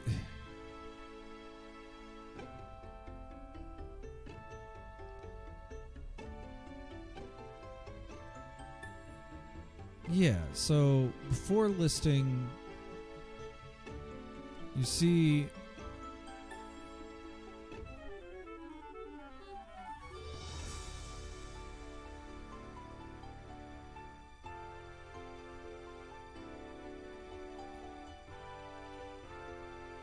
oh, well, okay. Wait.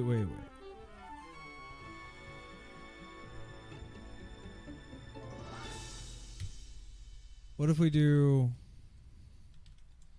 say, a list of things?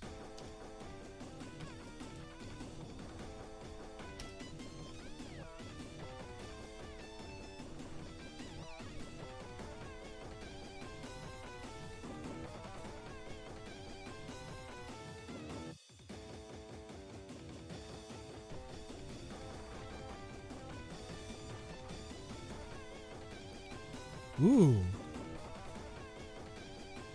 Well, hang on.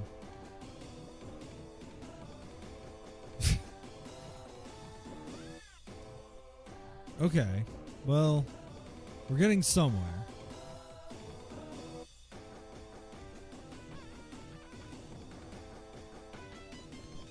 Because we definitely have a list of things in the room.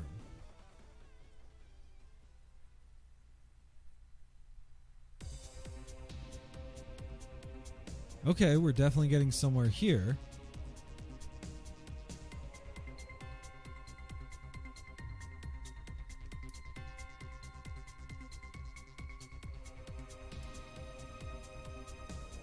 Well, all right.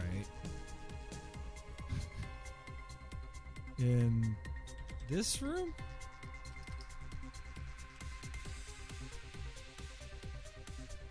No. We are getting closer. That's impressive.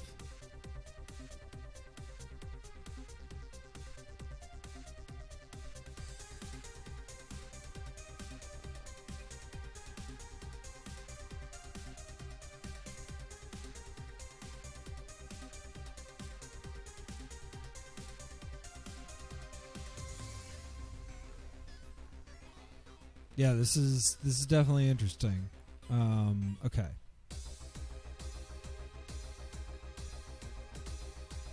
List of in-place things. Ooh.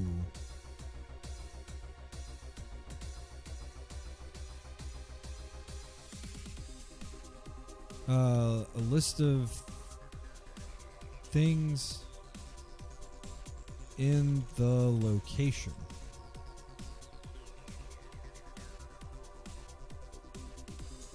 Ooh. Ooh. This is so much closer.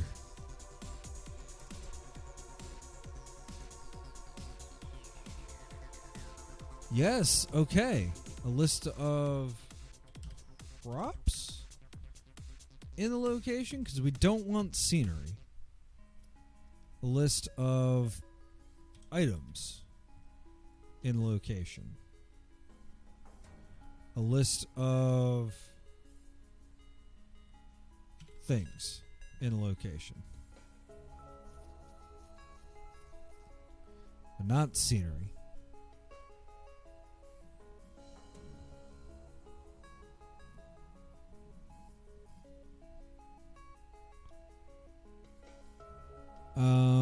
Okay, because myself is also a thing, and I don't want that. What are these things exactly? Oh, what if we switch back to props? No.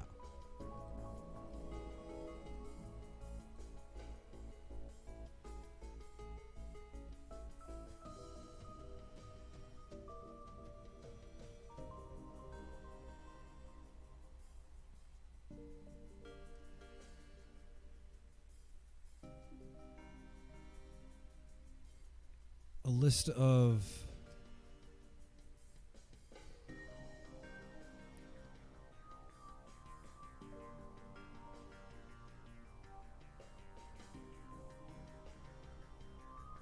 okay.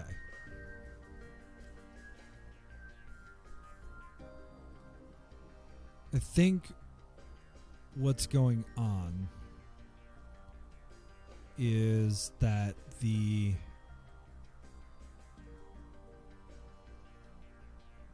we're going to comment this out. We'll come back to it. That at least got us somewhere. I'm interested in that. All right.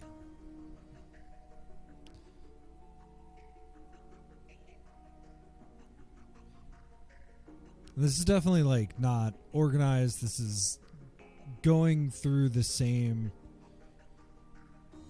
mental process that I would. So it's, yeah, it should just be the bowl of fruit. Okay. But we can get fruit. Is there anything I can drop? I can drop paper.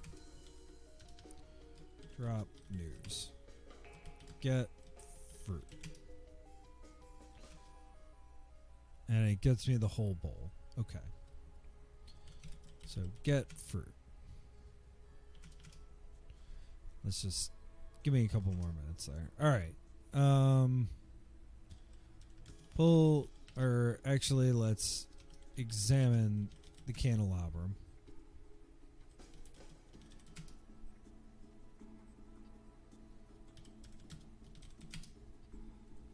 Pull the candelabrum. There's a creaking sound. I can also see an opening.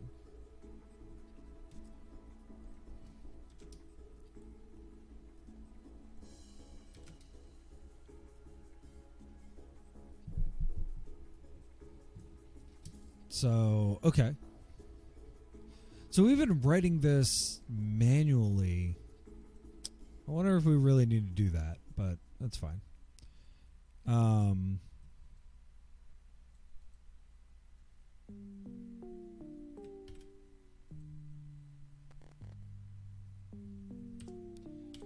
If the opening is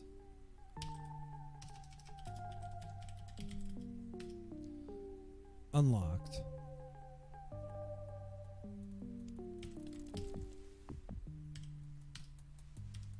and if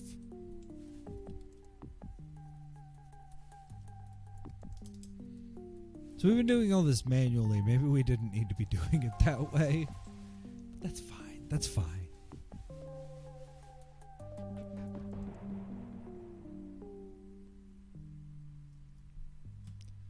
Should be a paragraph break, not a line break.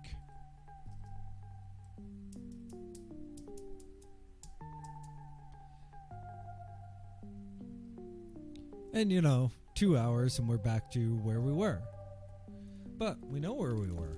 We know where we're going. So if we can get to where we need to be to start really coding new things, then I will be really happy, and I think we can make good progress for the rest of the day. And maybe even finish this enough to call it finished for the stream. Maybe. I don't want to get too far ahead of myself. But yeah, let's do that. Let's enter opening.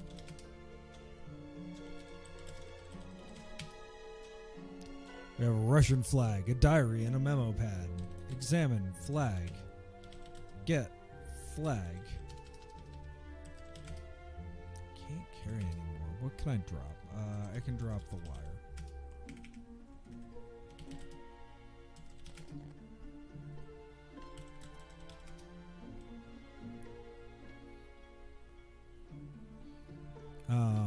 Okay. Get flag.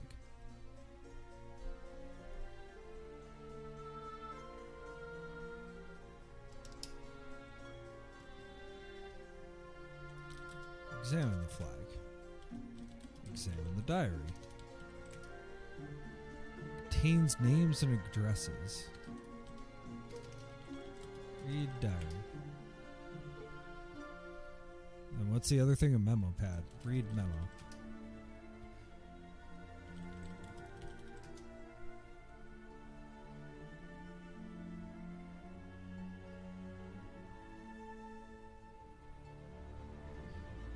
And have I renamed that game? I like Lost better anyway. Teehee. And I think those kind of things are part of what I really love about enthusiast games in general. Like, he was already working on his next game when he got there. And I think that's wild. I mean,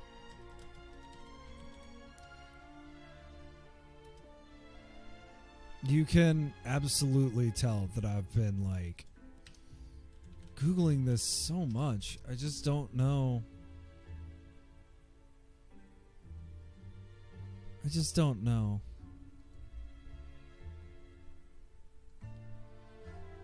Yeah, Adventure IF Legends. This is the most I've gotten on him. He later went on to write for Rubico. That's it.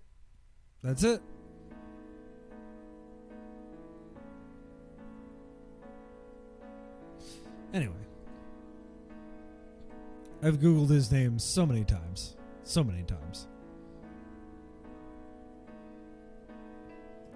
I would love to know who this guy really was. So, okay. We don't need this stuff. We don't need the diary. We don't need the memo.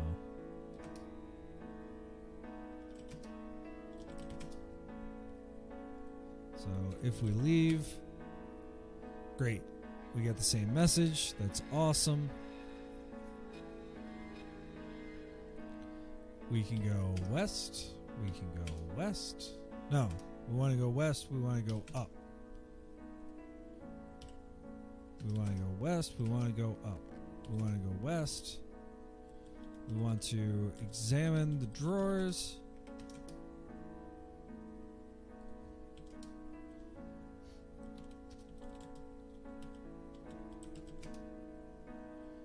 Examine the bed.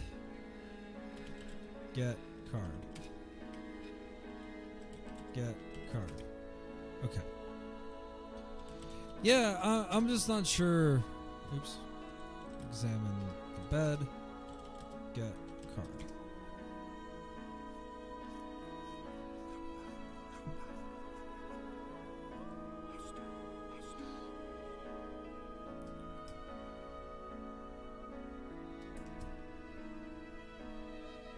And I'm sitting here looking at the, like, taken versus okay. I don't know if there's a big difference between those. Part of me says yes, part of me says no. It's a problem for another day. Okay, we got the card. There is, if I remember right, nothing in this room.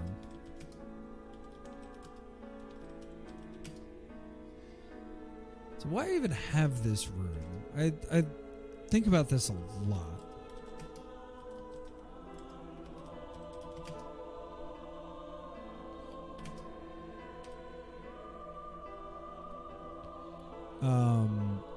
So we need a few more things. And that's fine. Just to get the right answer. I see nothing special. Not. Because if we examine teeth, well, it says everything is I see nothing special. But I think...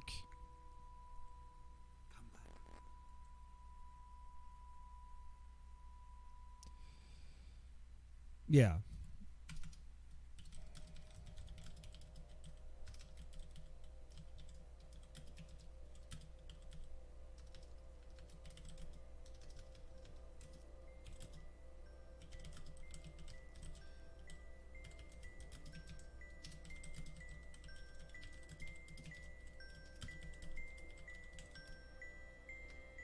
Oh wait, we don't need to do any of that. We can just say the cabinet is scenery. The bed is scenery.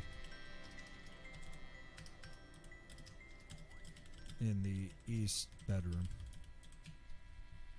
And if we do that, then it will... Oh no.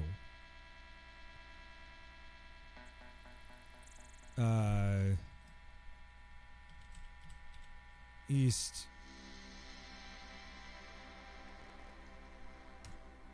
bed, the east cabinet. Printed name is cabinet.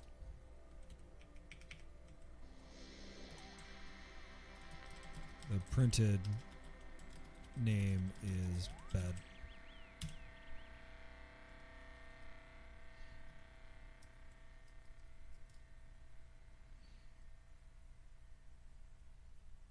Bloop, bloop, bloop, bloop, bloop, bloop. So much going on. It's getting late. It's getting, yeah, it's 8:48. All right.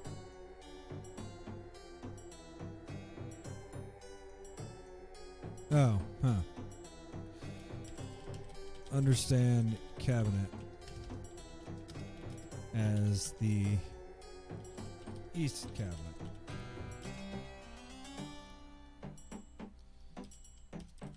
Understand, oops.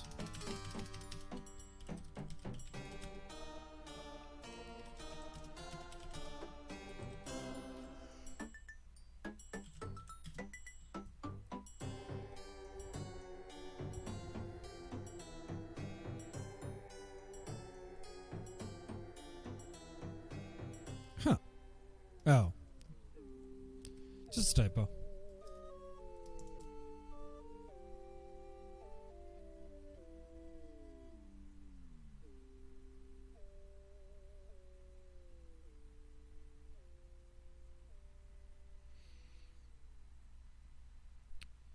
You can see it rolls pretty well. There we go. I see nothing special about the bed. I see nothing special about the cabinet. Perfect.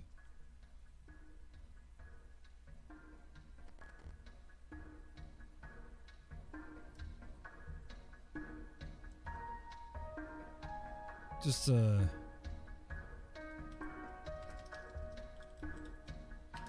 be more consistent.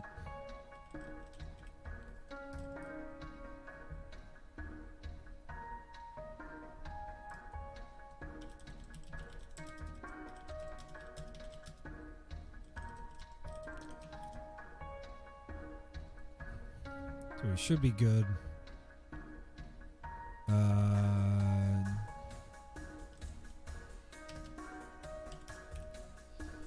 Making things consistent sometimes means having to rewrite things.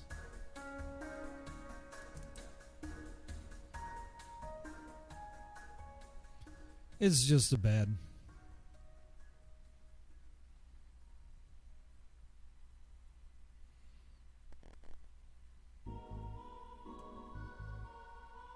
Perfect.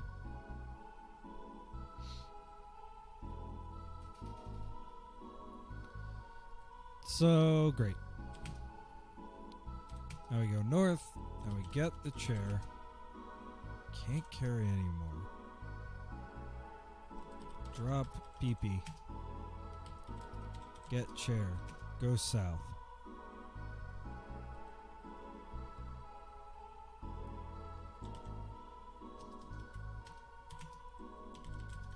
Get chair. Go south. Ooh. That's one thing to update. So yeah, this is a good time to mention. Most British games at this point use the first person. Pretty much all American games use the second person. Not usually a big deal. But,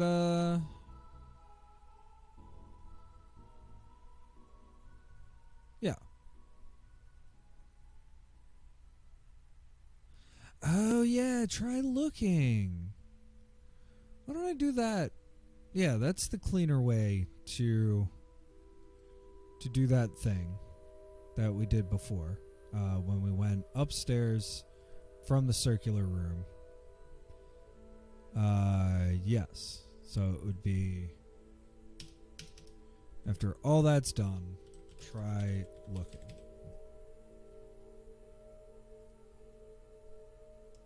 Right, try. Okay.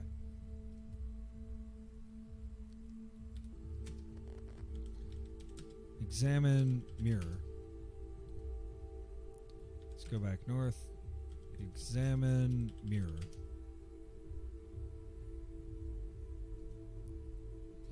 Nice. I do love that. Drop chair. Stand on chair. Look up. So, drop chair. Stand on chair. Look up.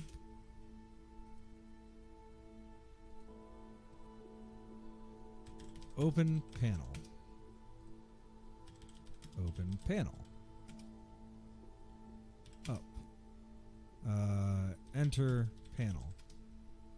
Cool. Go panel.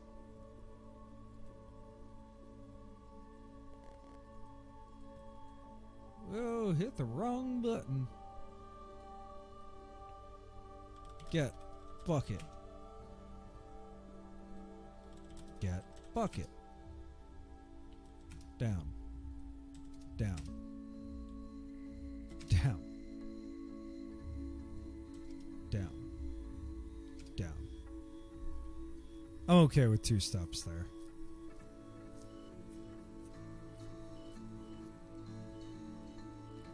Okay. So, let me make sure I have the right inventory. I do. Make sure I have the right inventory. So, okay. According to our walkthrough, hello walkthrough, it's been a while. Okay, we got all of that. Open the panel, go panel, get the bucket, get the credit card. Enter the cabin. I think we implemented this, so let's find out.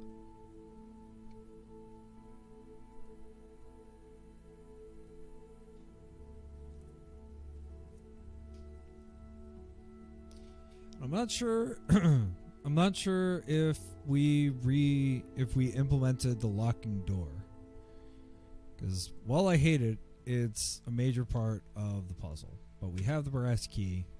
Door slams shut behind me. Door slams shut behind me. Me. It is like a bit frustrating. Yep, and we did. Okay. Morning breeze sighs wistfully as it blows through a small gap below the door. Alright, we go south, we go south, we go south, we go east. We go south, we go south, we go south, we go east.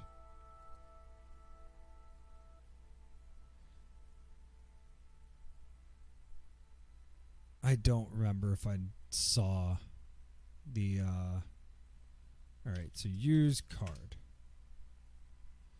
The card allows me access to the cabin.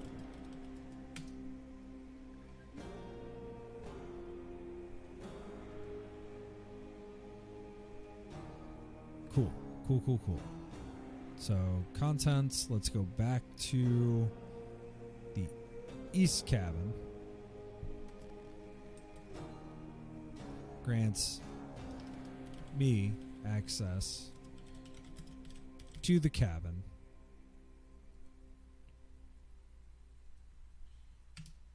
Try looking.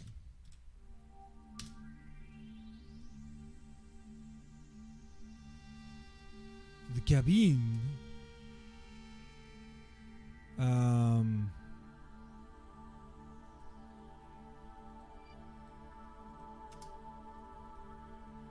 To the cabin.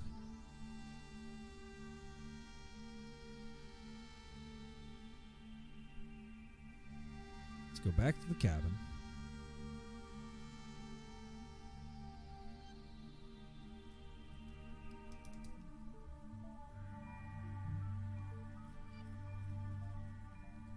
I can also see an open door.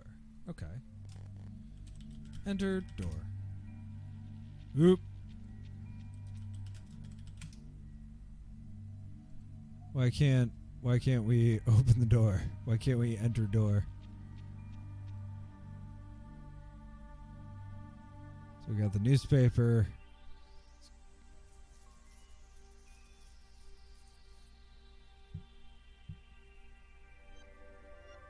Oh, that's why.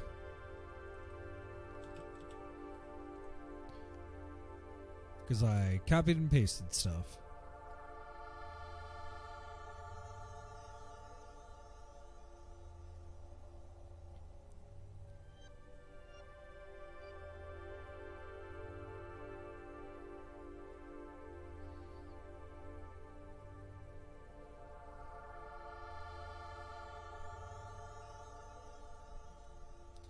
So, examine clapperboard. Examine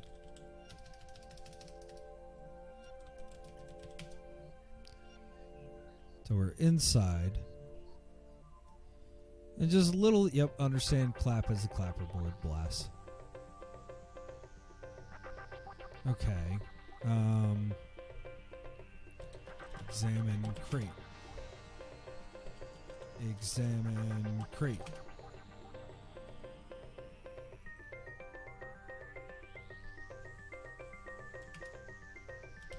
Get squib. Get clapperboard.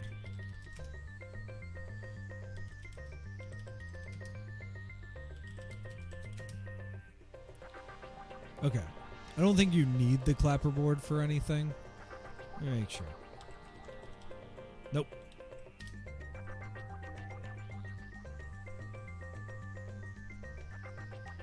So silly. So silly.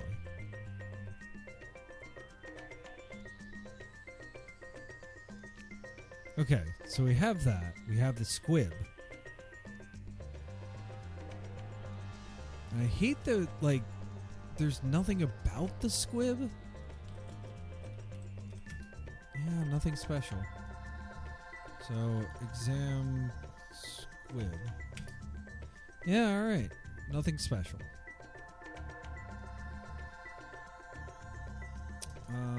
Examine mannequin. Ooh, there's a black cloak.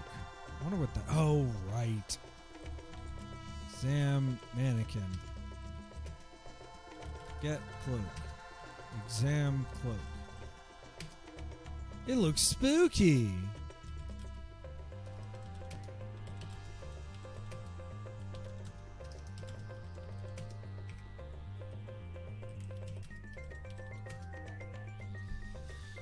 Okay. What can I drop? Drop bowl. Drop bowl. Get cloak. Wear cloak. Can I wear the cloak? Ah, you see, the black cloak is wearable.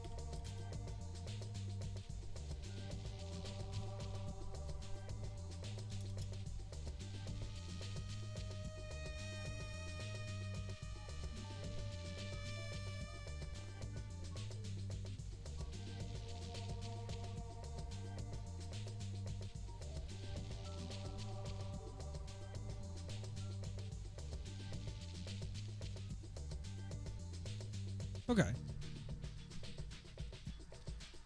I think that's fine. I think that's a little better than okay, even. I mean, I might want to, like, reset those, but I don't know how I feel about it. I wish I did. I wish I did.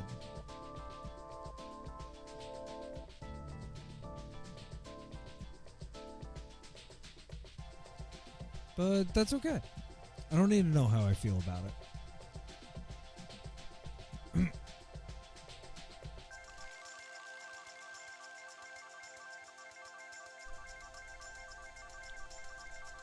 You know, it's always funny to me. You know, what are we really... Again, what are we trying to do here? So, okay. I've got the cloak. So we've actually done this whole section.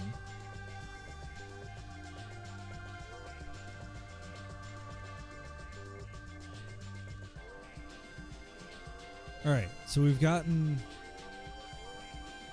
to here. We need to get the rod and line and go north and east and open the back door. Outside, it will be faced by a dog. So we are finally 2 new sections. So let's leave. Let's go west, north, north, north. Open door. Enter. Enter door. So same idea. Let's leave. West. North, north, north. Open door. Unlock door. Open door. North.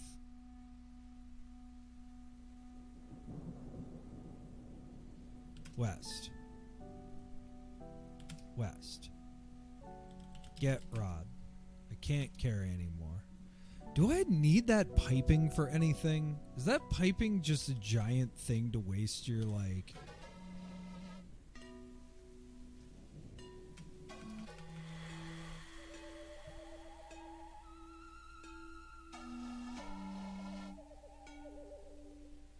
Yeah, that piping is just a waste. Why do we have it?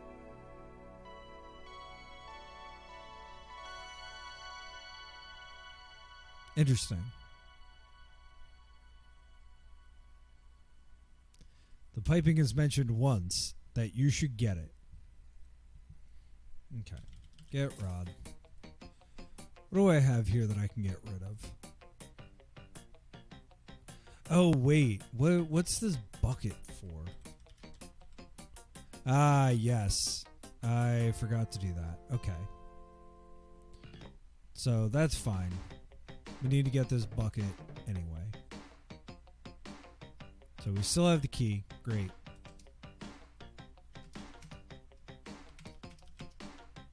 So we need to go back to the pond, I think, right? To where the pond's water is deepest. And then we need to fill the bucket. And then empty the bucket. Okay. So long as we have the key.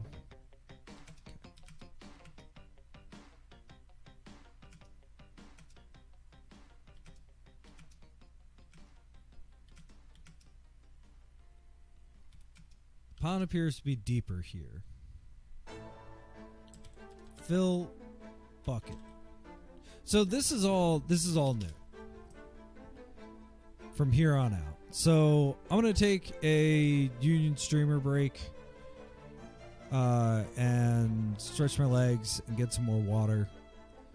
And then we really don't have that much. So we've got to fill the bucket. And then we've got one puzzle. 2 puzzles. There's the Vicar's Advice. Take heed.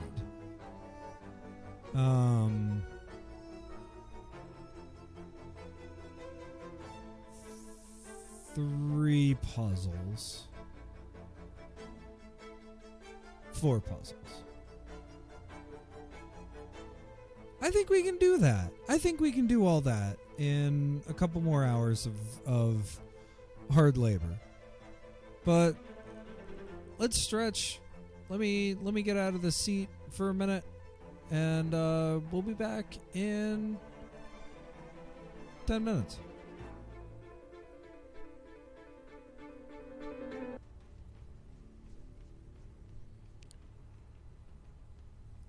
Let's get back.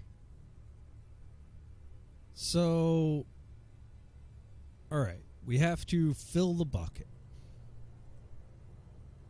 So what happens when we fill the bucket? It just says okay. So again,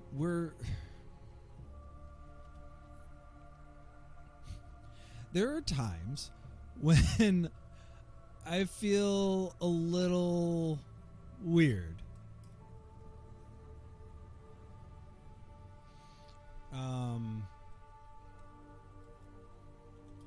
Can we examine the bucket? So we get no feedback that the bucket is filled. What about with inventory?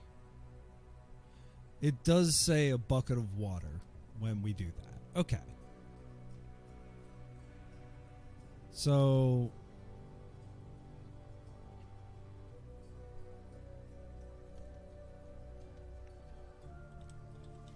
let's empty the bucket. Sploosh. Nothing happens. Well, I do like that.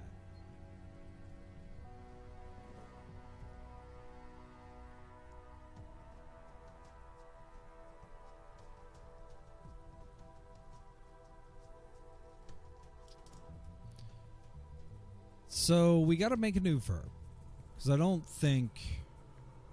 Well, can we do fill bucket? That's not a verb that we recognize. Okay.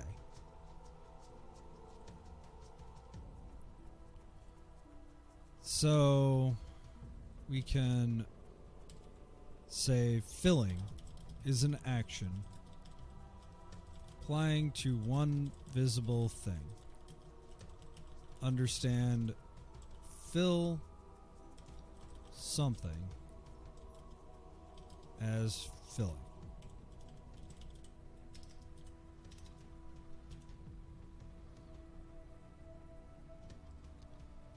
And then we can go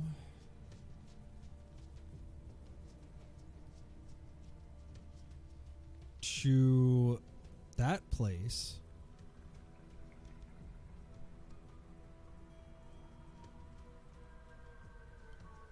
We're in the southern pond. Instead of filling the bucket when the player is in the southern pond,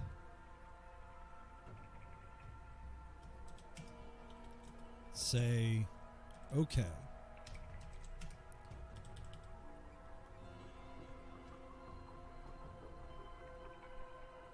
Now the printed name of the bucket is bucket of water. So let's replay.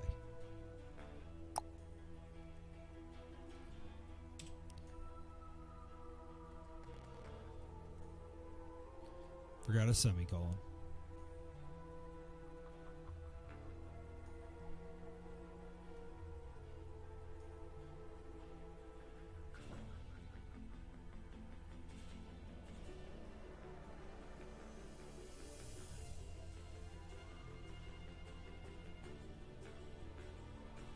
So it is almost 10 o'clock in the game, in both games. So we also need an empty command.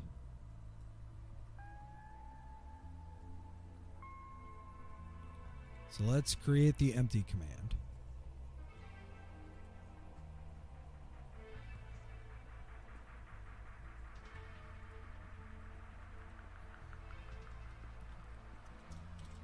Emptying is an action applying to one visible thing.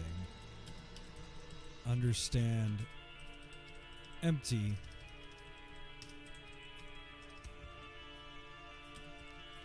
something as emptying.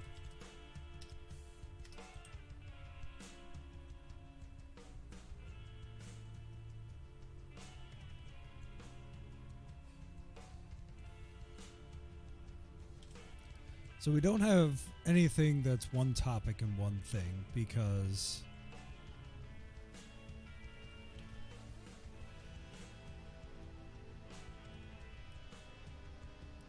there's only 2 words. So that's perfect.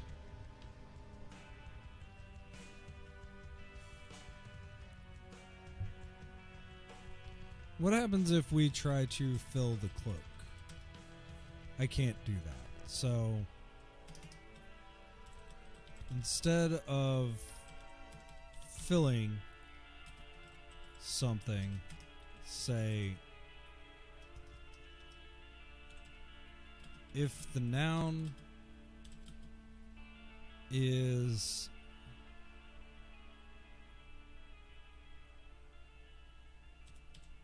not the bucket,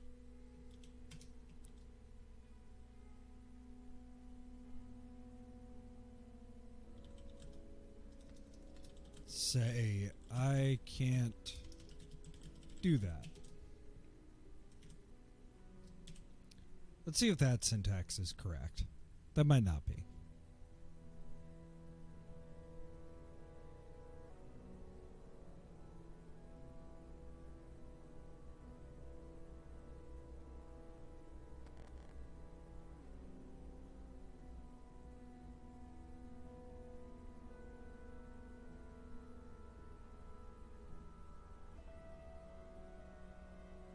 Ah, that is not a... Oh, that's because my understand has a typo.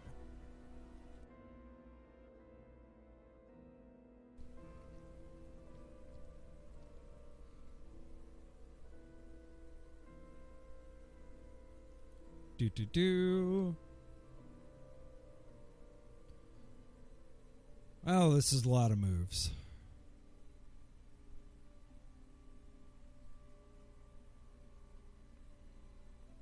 And if we try to fill the cloak, I can't do that. Perfect. So we'll do the same thing because I have a sneaking suspicion that emptying, yep, does the same thing. Perfect.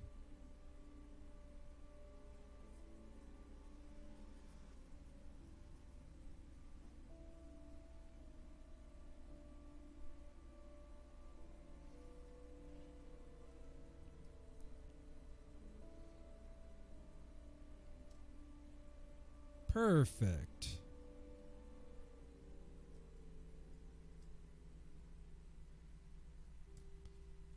So let's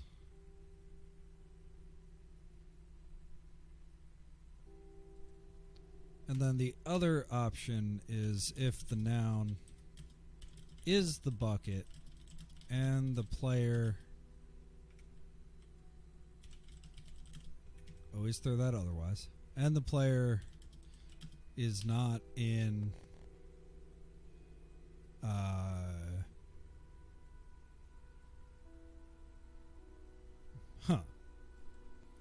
the garden?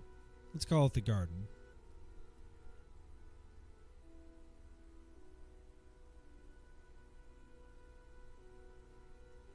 I don't have my... I do. Never mind. I was going to say I don't have my map, but I do have my map, and it's wonderful. Okay.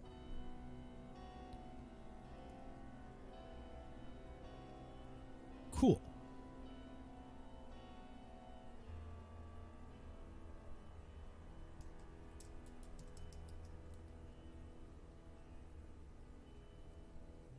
So we fill the bucket.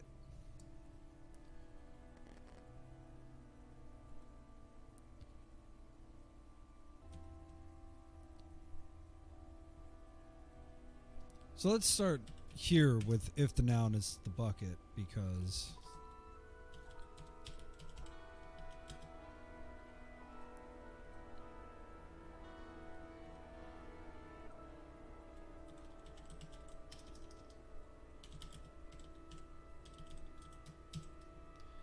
let's start there. If the noun is the bucket, sploosh, nothing happens. Instead of filling something,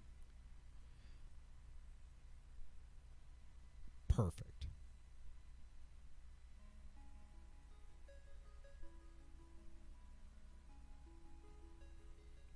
Perfect.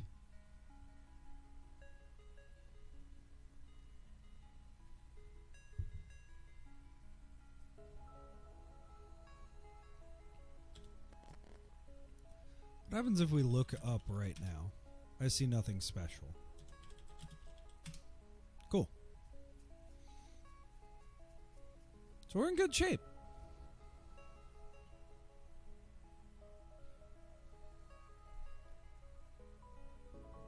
So we have everything that we need. And then, if I'm understanding this correctly, we need to go back to the house. We've already done the candelabrum. We need to go into the opening. Okay, we got the flag. We need to get the rod and line. So we go west, we go north, we go north.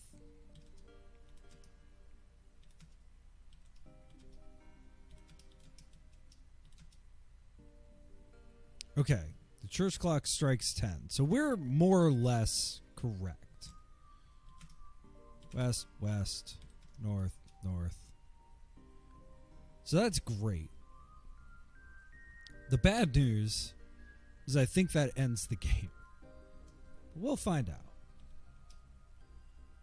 So, let's start marking time. 10:01. Chew. Open door. 3. Enter door. 4.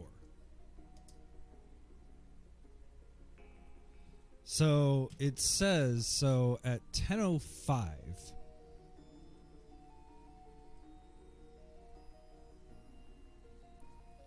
So we have this time thing going.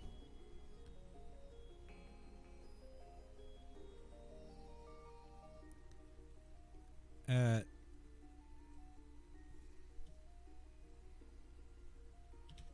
10:04, say, Meemaw, someone has called the police.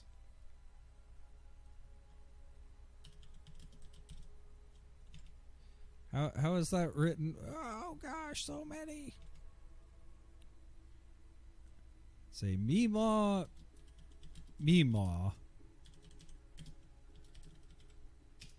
someone has called the police. And we will continue like nothing is going on.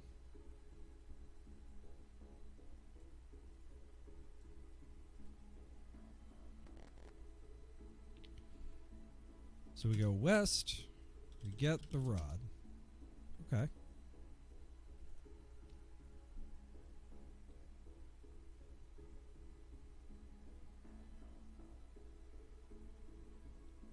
We go north. We go north. We go north. We open the door. So it doesn't seem to lock the door. It just seems to shut it. But if we don't have the key...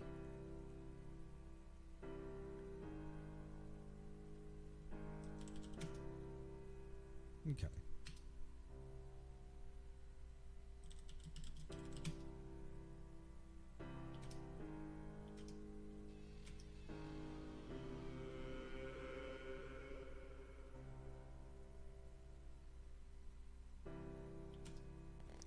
No, it is at 10:05. So let's hit replay. So it should at 10...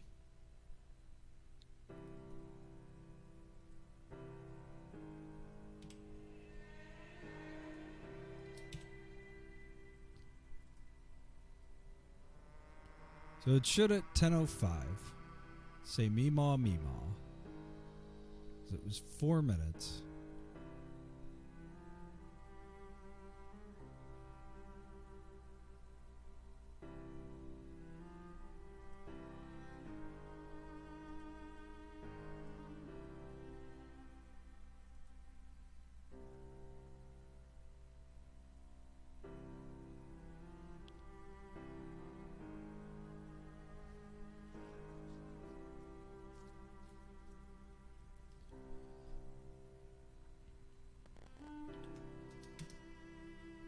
Okay.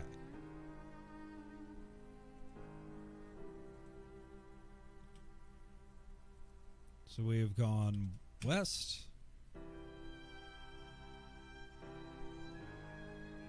Oh, it says line. That's interesting.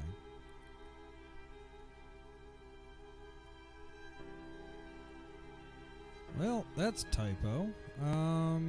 First floor.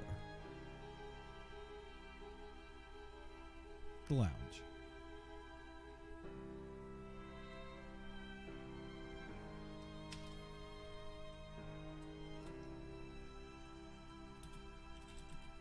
The printed name is Rod and Line.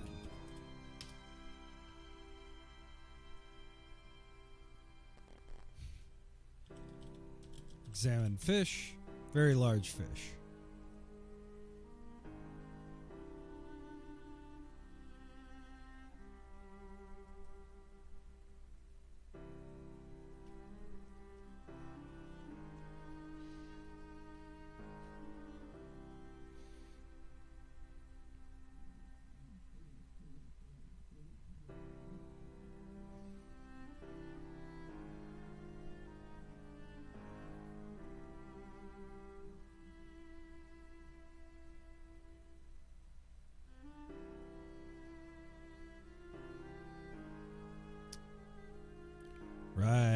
Okay. I think 1 minute off is fine.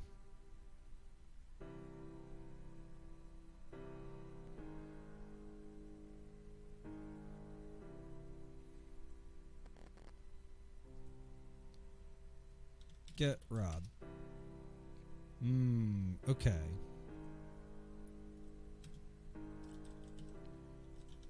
Understand rod as the rod and line.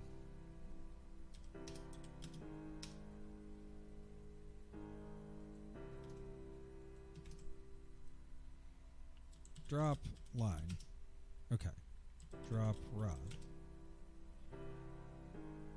Yay, we finally got to an end. So it looks like it's because it was 2, 3, 4, 5, 6. So it is 10 minutes. So 10, 10.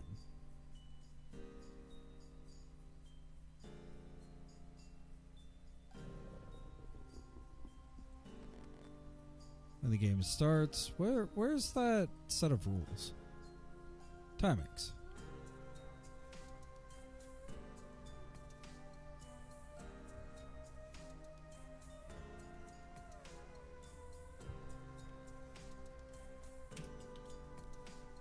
At 10:10 a.m.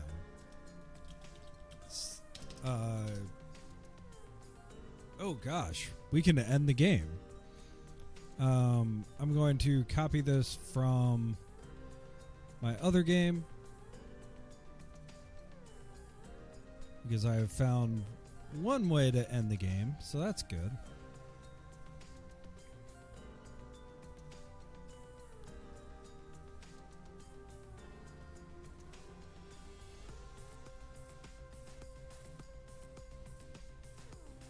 End the story.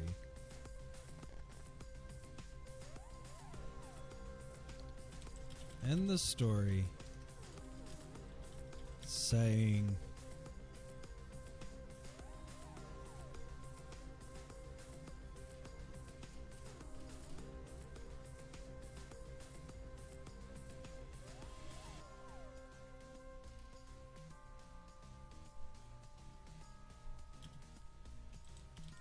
end of game.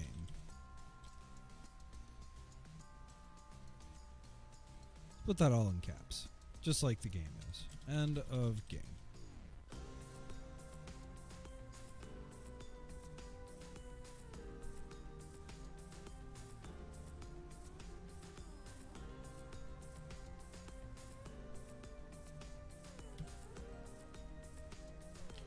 Don't need that.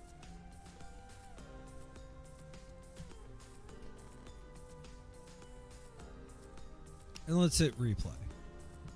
So we found the end of the game, so that's great.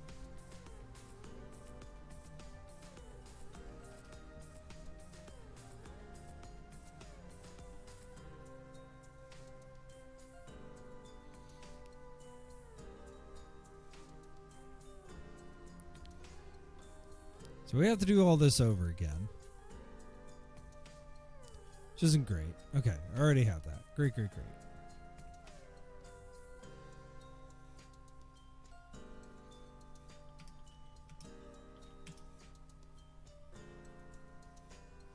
Cool. So, yes.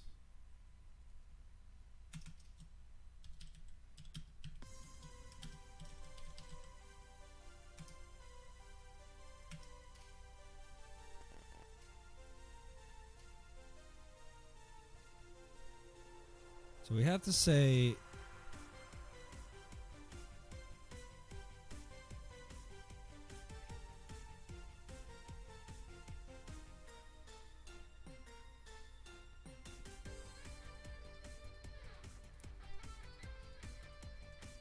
right, okay. So at 10:10 a.m.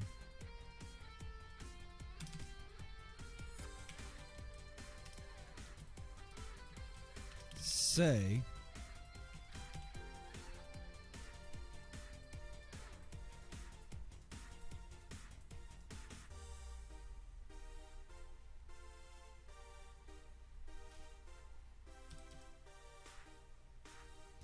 sure I'm typing where I want to be. I'm not.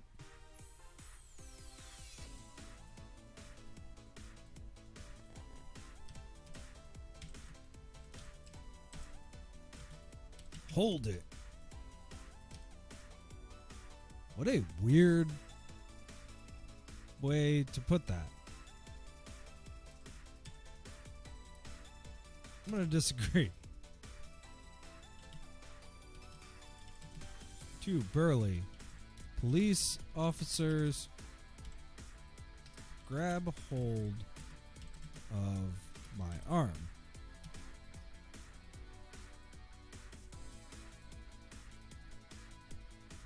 So let's replay this entire thing.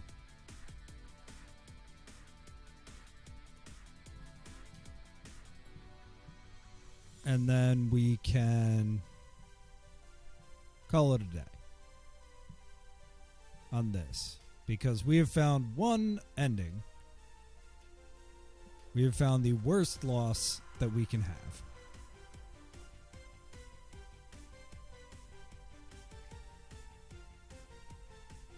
And then, yeah, instead of do you want to try again, we can restart, restore, quit, undo. So we have successfully found the timing ending.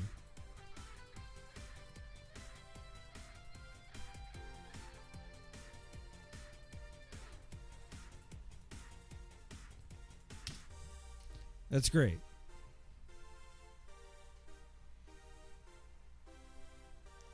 That's really great.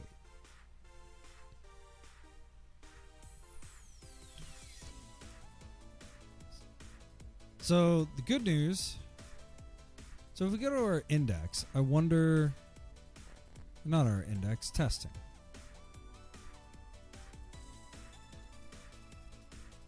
So we have one whole line here. We can delete threads from there. We have one ending there. We have one ending here where we lose and the game ends. So we did a lot of waiting there.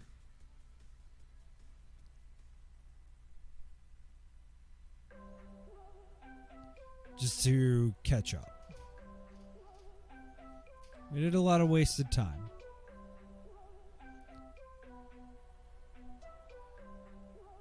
So where did we start? So let's just do a clean run.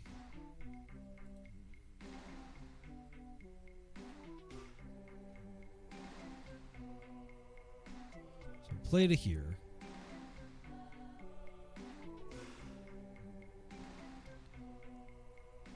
So we don't even need to go to... There's no reason to get this piping. Why is it there?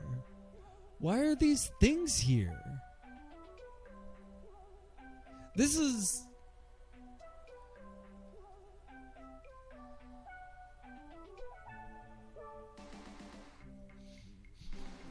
This is definitely, like,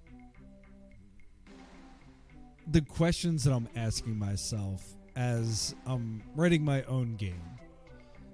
You know, every time that there's the concept of combinatoric explosion, every time that you name a noun, you have to then describe it. That concept was not here. This pretty brazenly doesn't even describe the inventory items, much less anything else.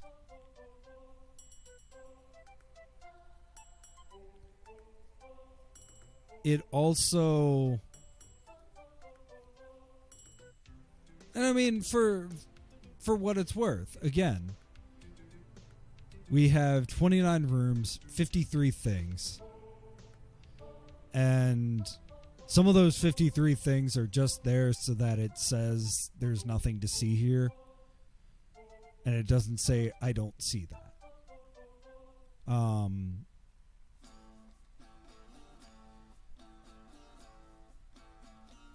But I mean, I keep looking at this, looking at my game, and looking at this and looking at my game. And we're rapidly coming up on twice as many rooms. We still have 20 less things. And we are only now just over half the word source text.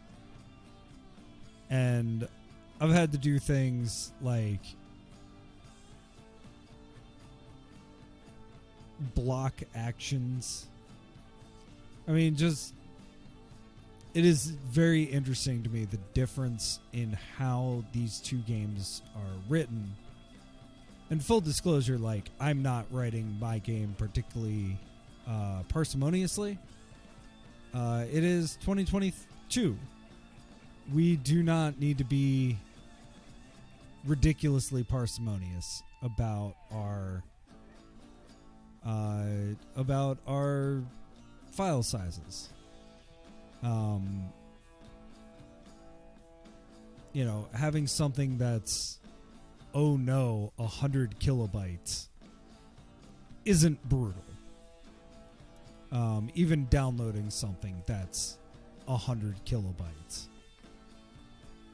Because what I'm going to do as I'm thinking about this, what I'm going to do is use a online what's the word? Interpreter. So instead of needing to download the game, you would just play it online. You would be able to download it, but why? When you can play it online. Except I personally love downloading them, so I totally understand why. But, you know, for the average person, for somebody who's not necessarily going to put, like, for the average player who doesn't have an interpreter program already, you know, it's a little bit better to do online.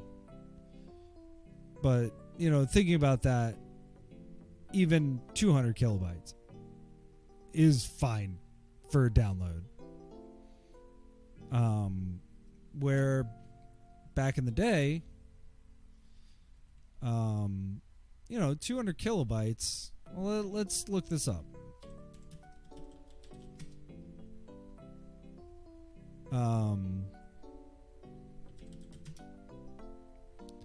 Yeah, here we go. IF Wiki, always the best.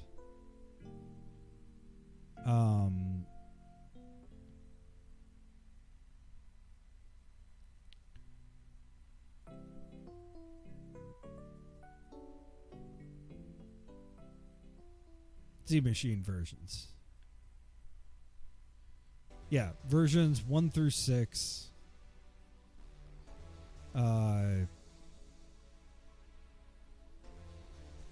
Here we go. So it took until version 3 to get over 128 kilobytes. You know, version 4 is 256. The last one that Infocom used was 512. It's just truly bizarre to me.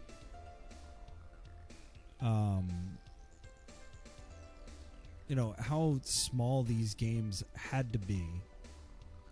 And then if we think about what would fit on a normal game or a normal computer, or I'm sorry, a normal like microcomputer like the BBC Micro.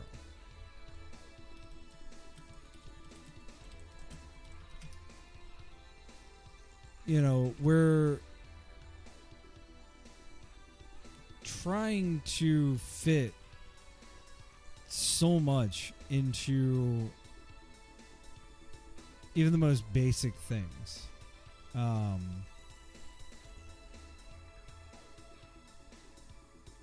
I would have to look it up, but my expectation is that even 128 kilobytes would be extremely unlikely.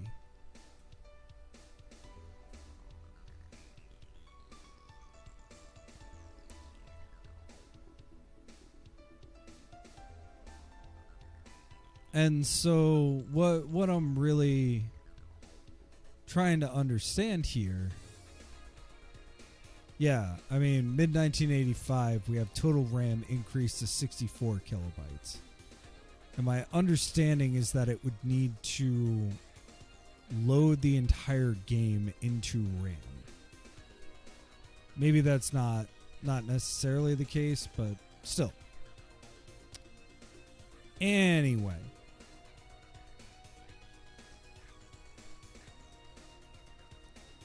So we're back. We can speedrun this by not going this way. Let's not look at anything so that we can get to the end of the game. Okay. East, north, north, west. Open door. East, north, north, west.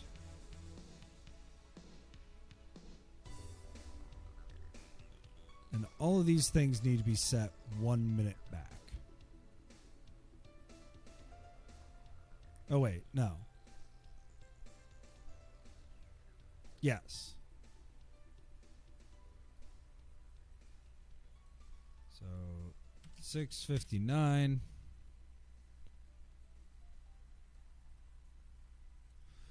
Or all I have to do is just say, at the beginning of the game, we start 1 minute later. I think that's smarter.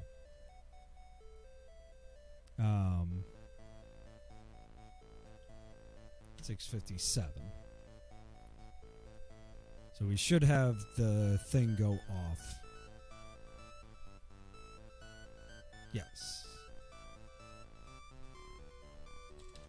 Open door.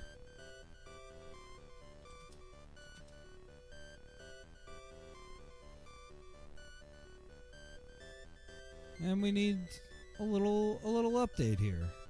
No big deal. It's the east cabin.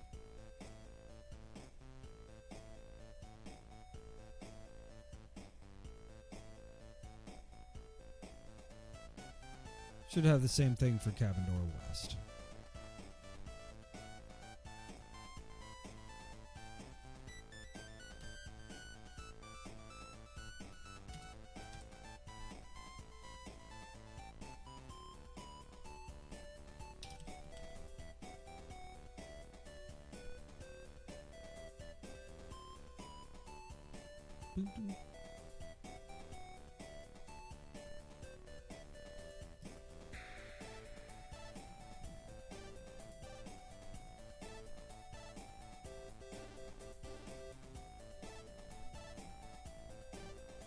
That's why.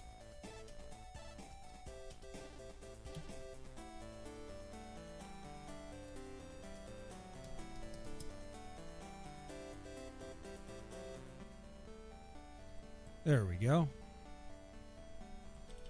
Enter door.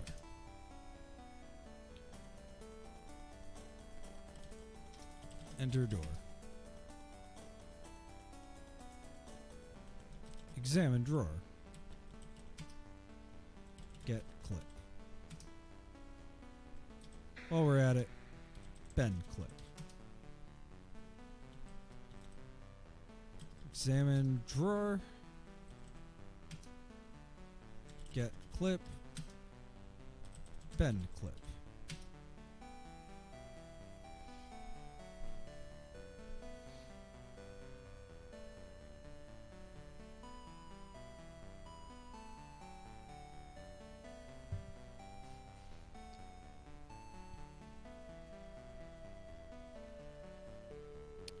We get an update.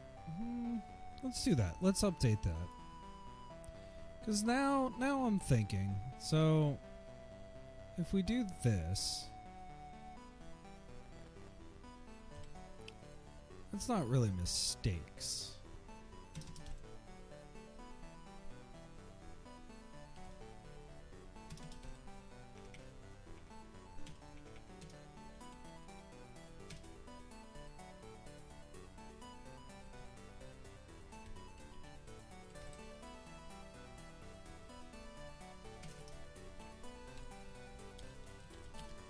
Instead of taking something, say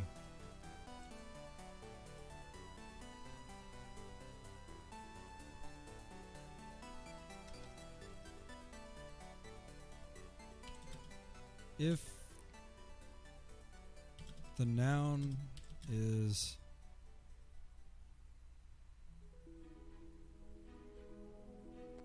how did we put that?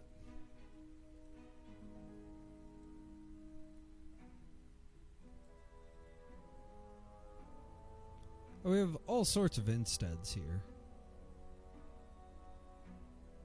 Yes, yes. Okay, so instead of using, say, I can't do that,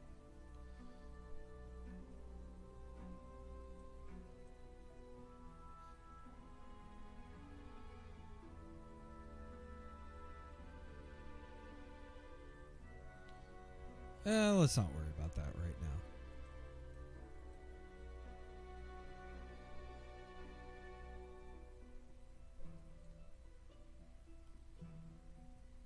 If the noun is... Yeah. Let's not do that right now.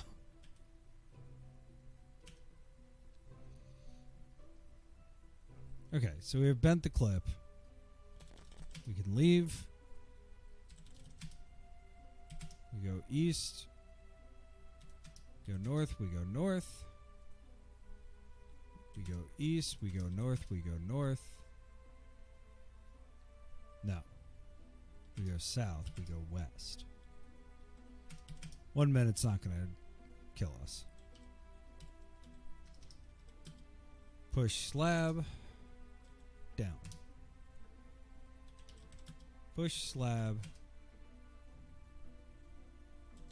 Down. Open door. Go tunnel. Open door. Go tunnel. North. North. Do I need the lighter? I think I need the lighter. I don't think I need the lighter. No, I've got it. Yeah, I need the lighter for the squib.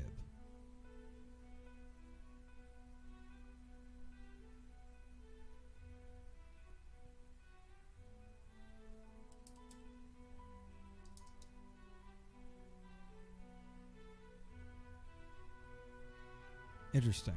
Yeah, I need the lighter for the squib.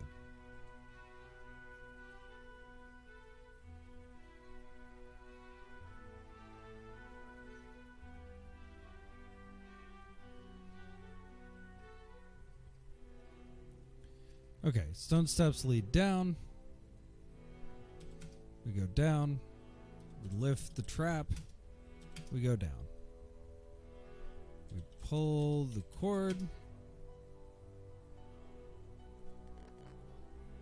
So, yeah, we go down. We lift the trap. We go down. Pull the cord. And then we examine the bed, get the lighter. Examine bed, get lighter.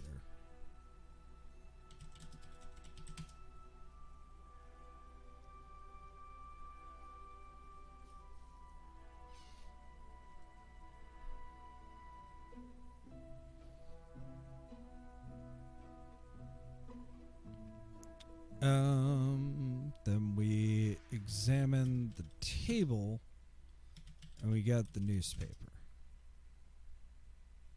We don't need to do anything else.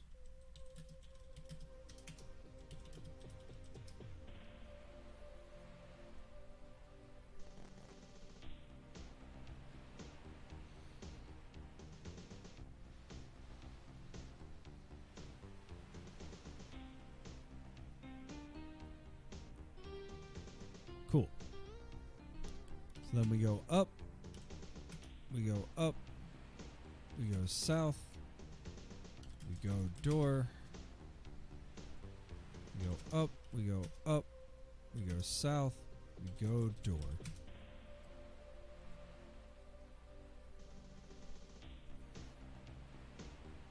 We go up. And we're back. We go east. We go north. We go north.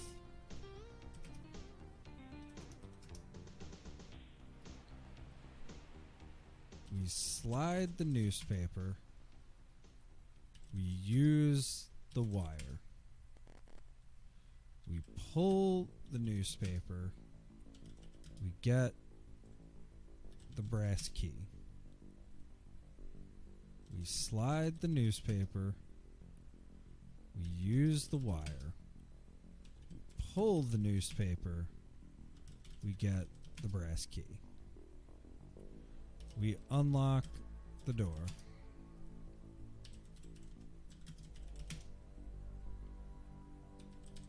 Open door. Oh, it's already open. Enter door. Enter door. Okay. We go up. We go north. We get the chair. We go south. We go up. We go north. We get the chair. We go south. Drop the chair.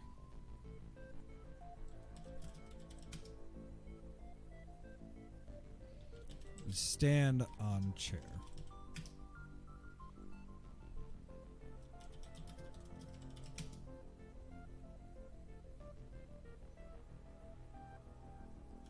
We look up.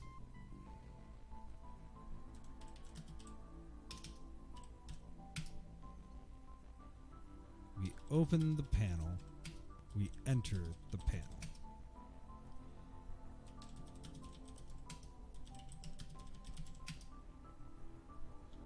Get the bucket.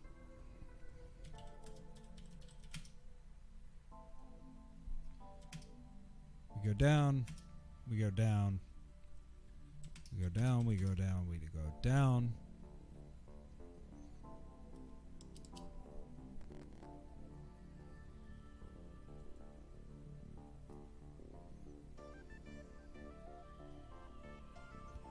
Cool.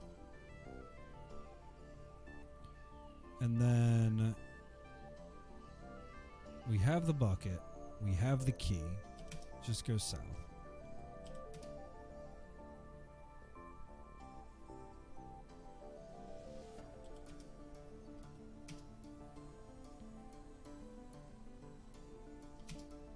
We go all the way to the southern pond. And we fill the bucket. We go all the way to the southern pond. And then we fill the bucket.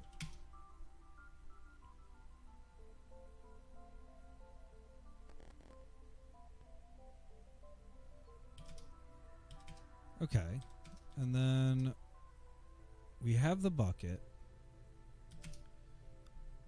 Oh, we forgot to get the shoot.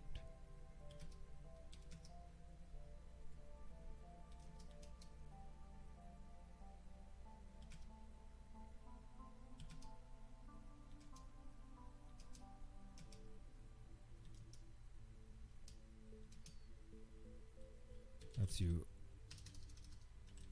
unlock the door, open the door,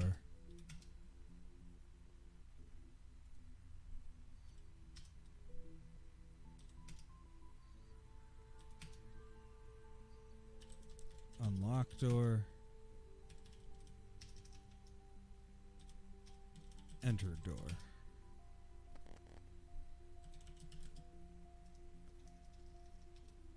Cool.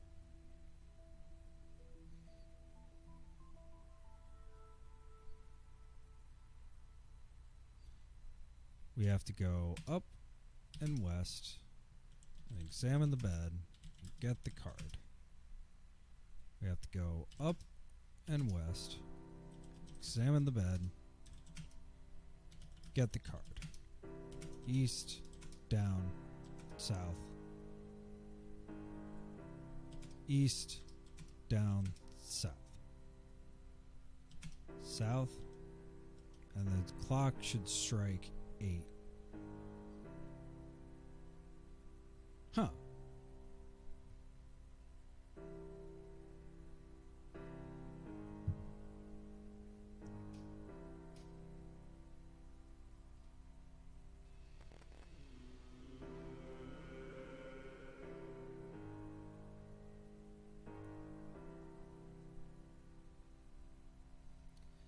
So that's interesting.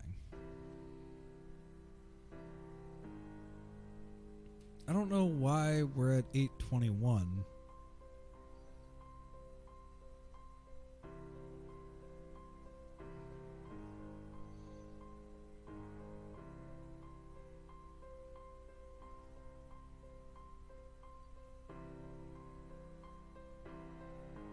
Okay, I'm just going to write that down. Because I felt like we were aligned earlier.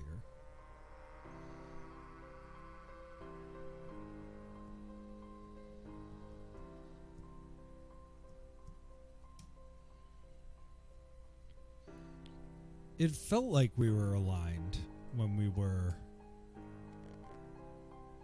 playing before. Maybe I played around too much earlier.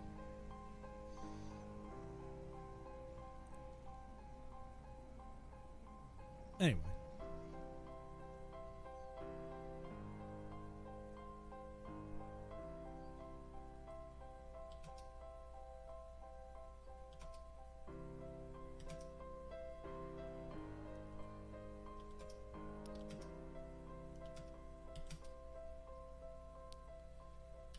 Use card.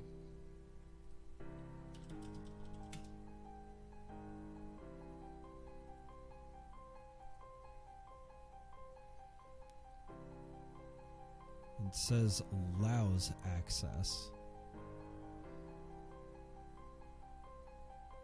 Do.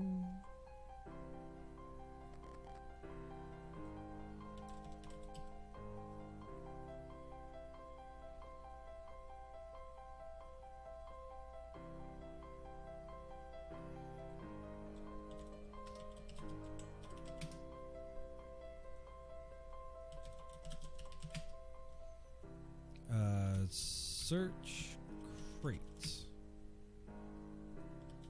Search crates. Get squib. Do I need the black cloak? No.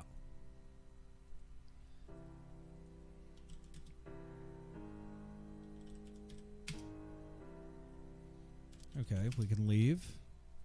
And we can leave. And then we can go west and north and north and north. West and north and north and north. And we can unlock door. And we can enter door. And we can unlock door. And enter door. Then we go east. And we pull the candelabra.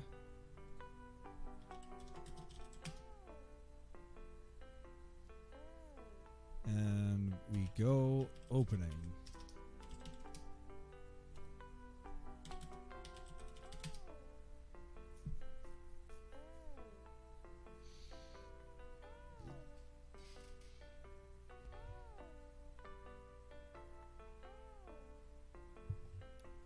And I'm going to say to get rid of that first opening the opening. Let's just automatically open the door.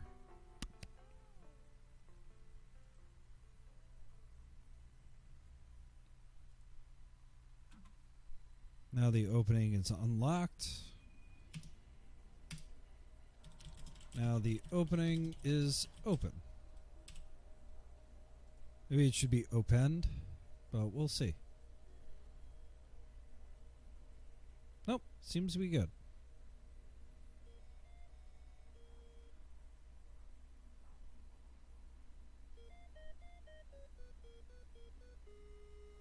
Perfect.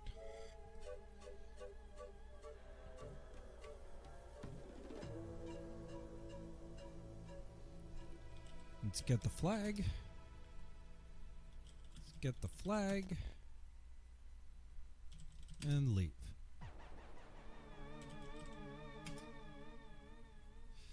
Yep, that should say the opening closes up behind me, not you.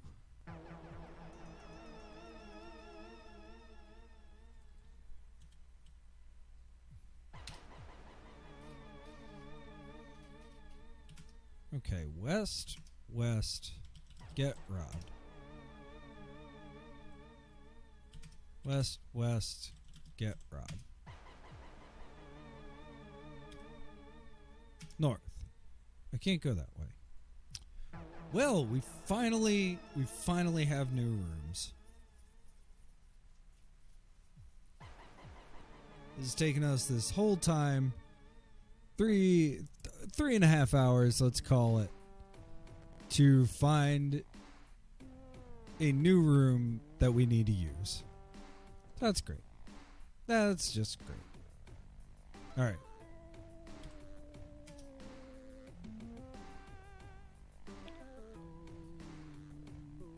So, let's go back to the contents. We're back on the downstairs.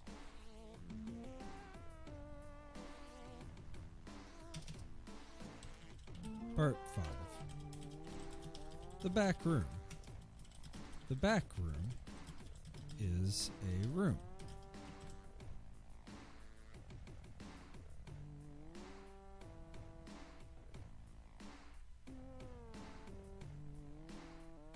Oh no. It's so much smaller now. Who asked for that?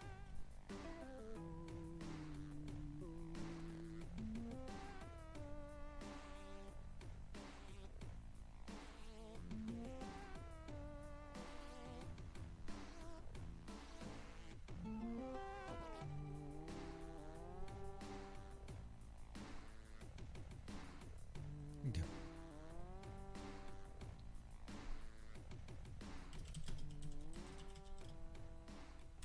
The recently decorated back room overlooks an immaculate lawn. Exits are east and south. The back room is a room.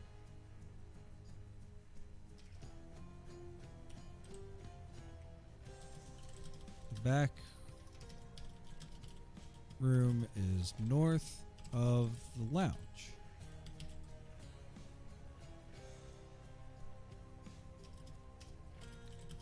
The back room is east of, I don't know, something.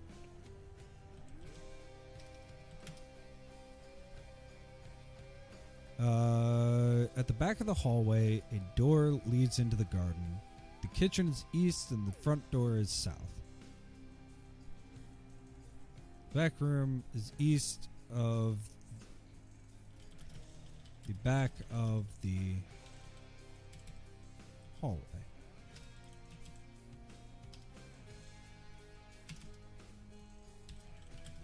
Part 6, the back of the hallway.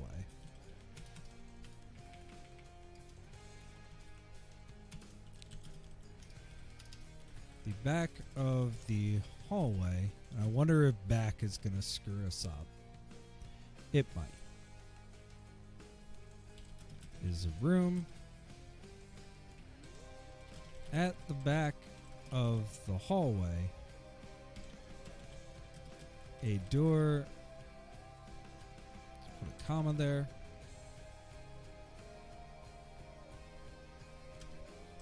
Leads into the garden. The kitchen is east, and the front door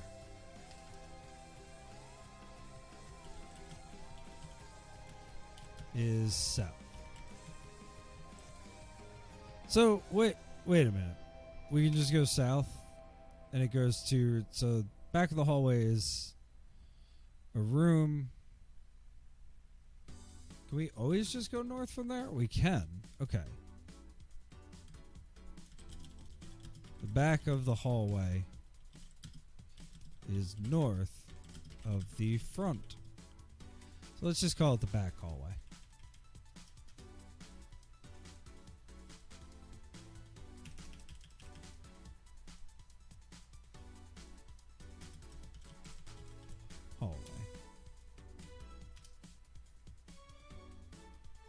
So let's hit replay, make sure that our... Nope.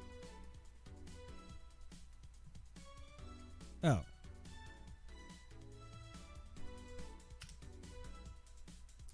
See if it's a problem.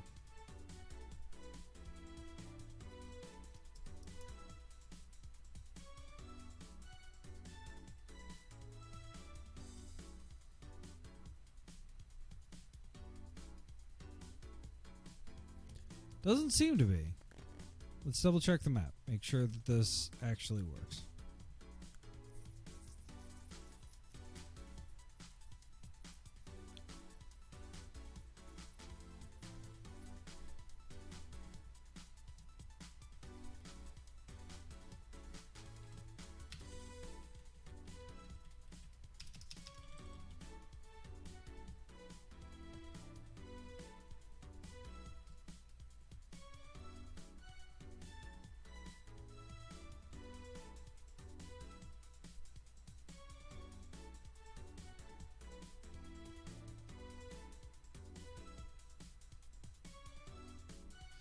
Oops.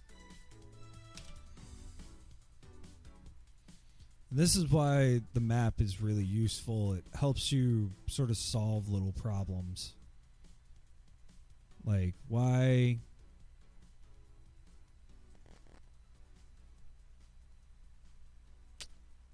That's why. Okay. Just helps you visualize it in a way that really makes sure that, yeah, there we go. That map looked better. It helps you visualize it in a way that makes sure that you're doing it right. Okay, so the kitchen is east. And like this kind of goes to what... Like one of the frustrations that I definitely have had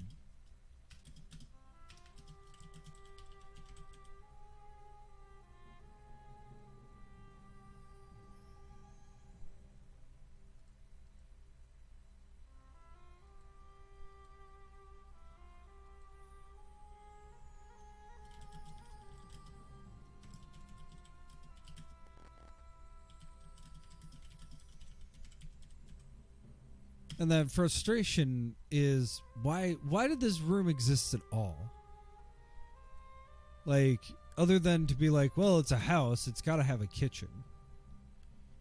But like, it does nothing narratively. It does nothing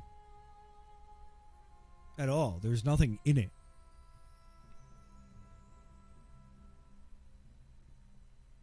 You know, and same thing with the back room. Like, all it is a connecting room to justify a grid layout of rooms.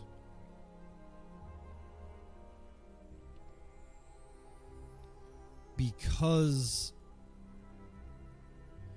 you know, looking at this map, okay, it's starting to look like you have this weirdness here, but okay, I'll buy it. I don't love it, but I'll buy it.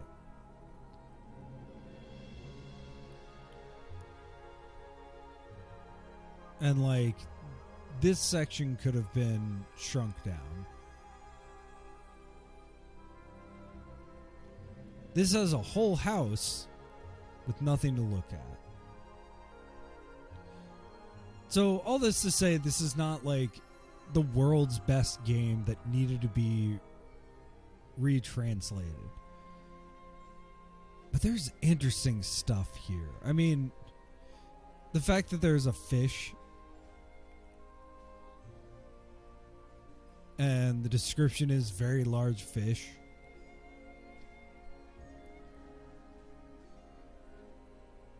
It's just interesting.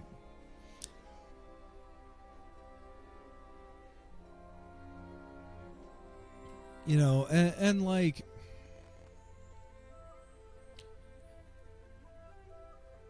I'm trying not to get too down on this game because, like, I have analyzed it extremely deeply at this point. And there's nothing more that can suck the joy out of something than over analyzing it. Like, in the moment, I was just like, it's an empty room. All right, fine.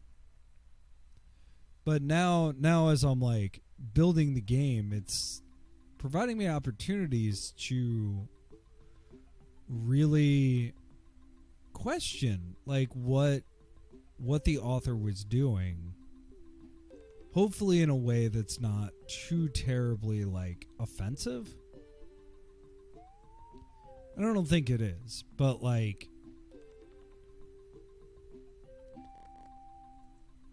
I don't know.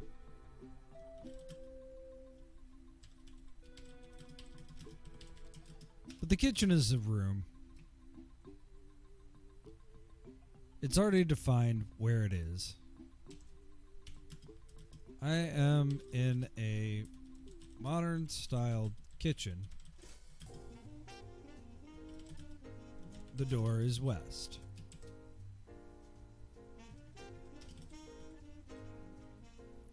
And that's that.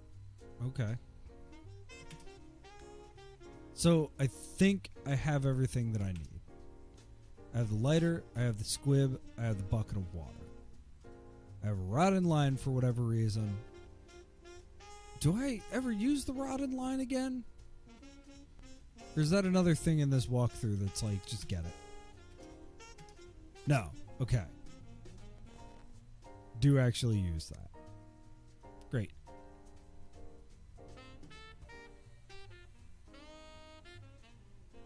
So let's hit replay.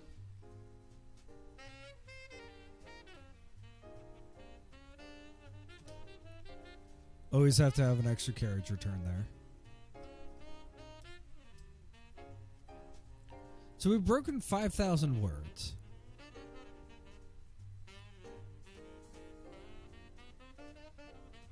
And we'll see how much more I have in me. We might have to go one more week, and that's okay. Because we got a lot done. We got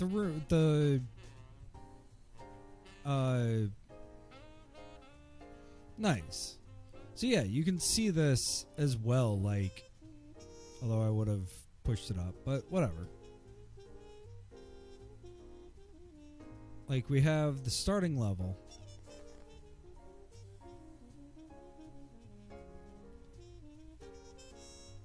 It's just, it's so interesting to me that they would spend this much time.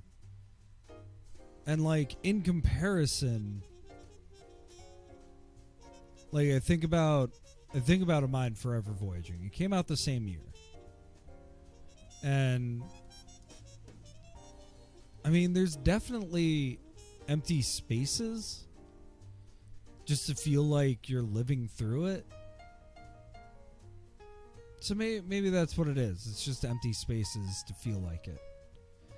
And it's also important to note that this is an earlier game by this author. Apparently Hex is really, really good. I did not play it. It's also supposed to be really complicated and really difficult. I did play the 9 Dancers, which is referenced in this game. But it is the version that I found, I believe, did not let you win. Like, it automatically soft locked you, even if you followed the instructions. So he was definitely interested in certain mechanics. Like the time mechanic is huge. Specifically in the 9 Dancers, the initial puzzle is getting to the Stonehenge. And it is a druidic thing. And in order to do that, you have to avoid the cops and get something to a face spirit before the face spirit decides not to let you pass. So you have like 3 turns, if that, in which to get this thing done. And I think, like, if that's well signposted, that's one thing. This is not signposted. I found specifically the 9 Dancers extremely poorly signposted. Where this, no. It's not too bad, at least so far. Probably the worst signposting is the chair. Just have a random chair, and then you're supposed to bring it to a random part. Not random, but the next room over.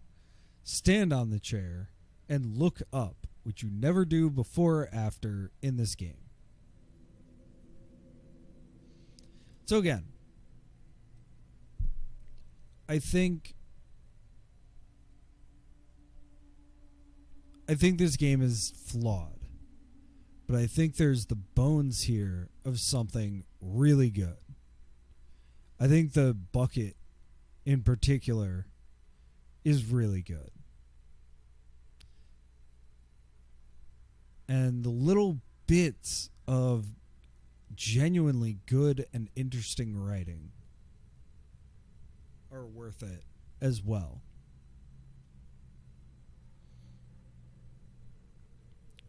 Okay.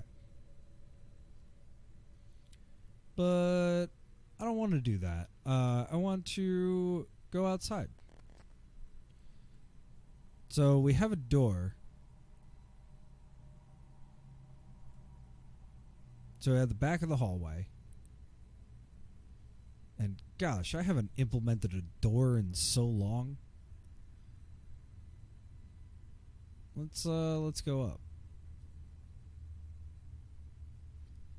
It's the slab. All right, here we are.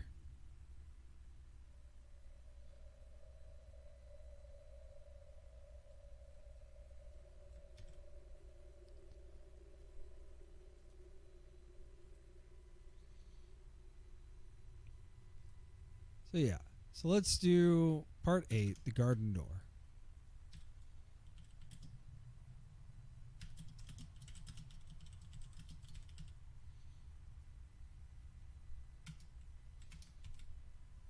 The garden door is a door. The garden door is north of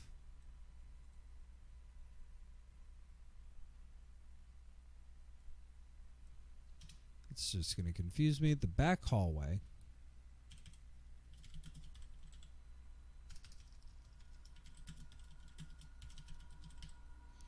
and south of the garden.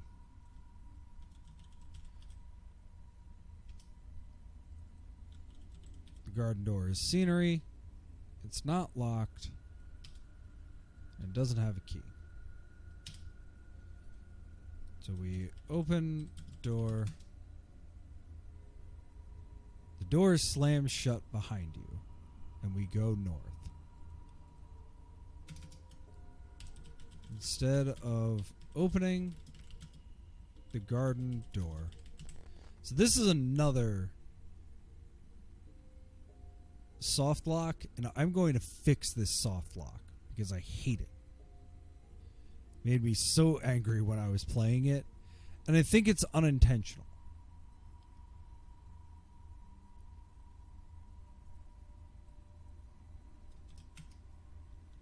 say the door shuts behind me. Try going north.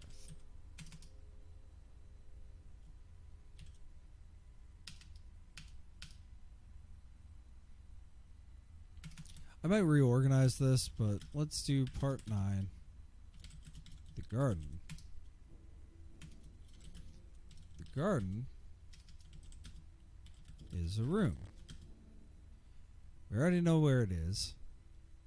It's north of, well, the garden door.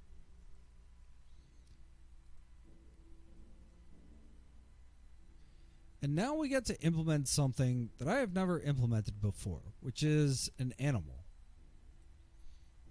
But let's get this description going.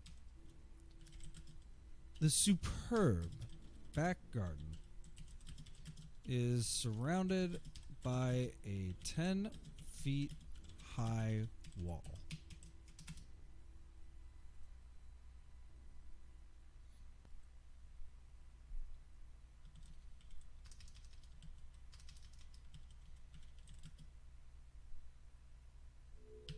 Section 1.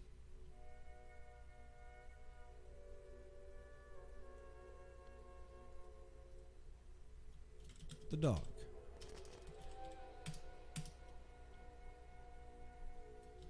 A fierce dog is an animal in the garden. Let's see if I implemented that well.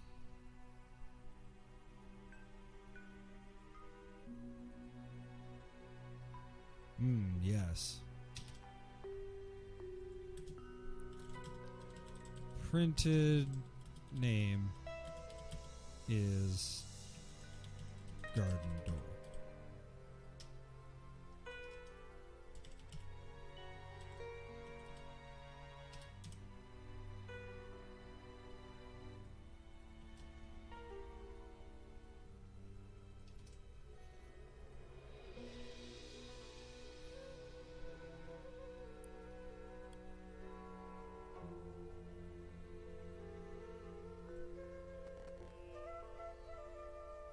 Yes.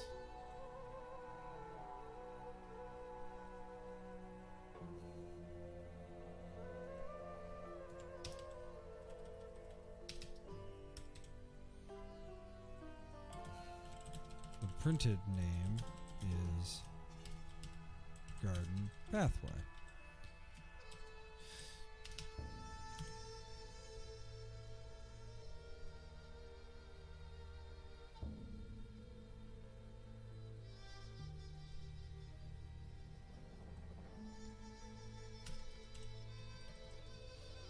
Yeah, we will just do some error-driven development here.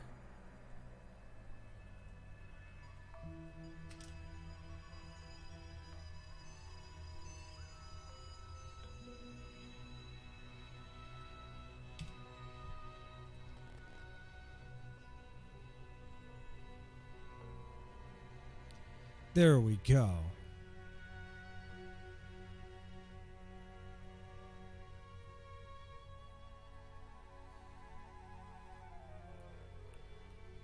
So we're in the back room. We go east. We go east. We go west. We go south. We go north. We open the door.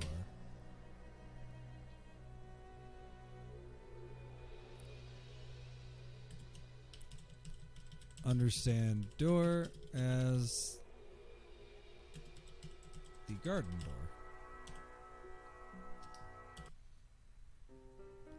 The printed name is door. Let's try that again. It's interesting that it doesn't let you reference the printed name.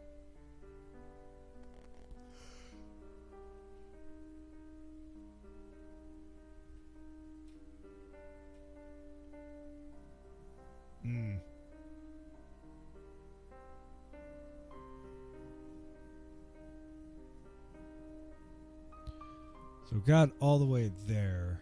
I wonder if I can use testing to find the error.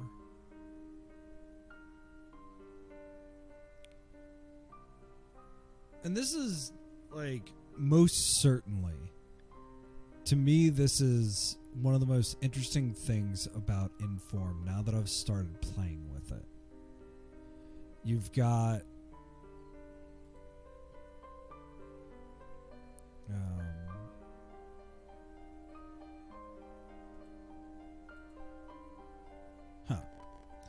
you've got like this ability to see the format of the game, to say like, okay, here's two different possible solutions. So we've got a soft lock here, and I'm fine with that being a soft lock.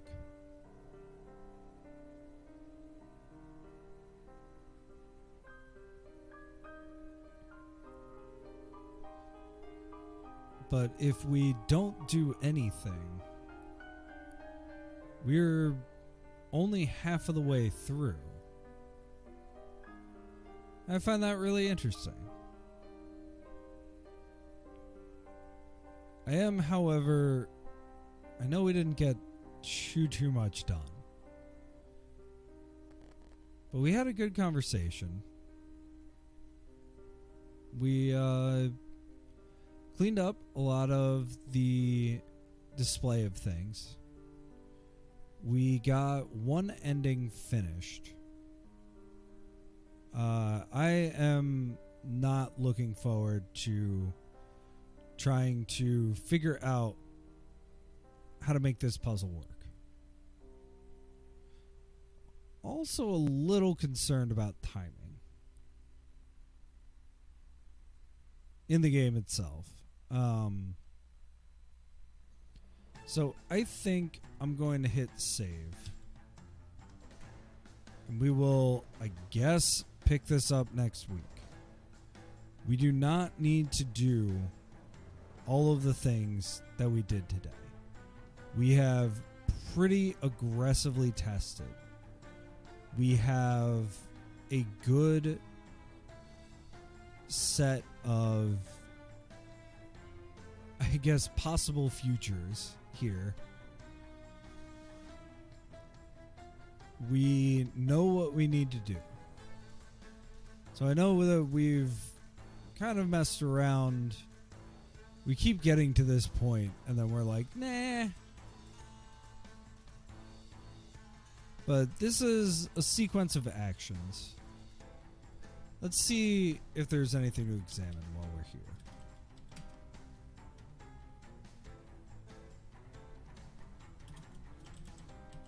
The description is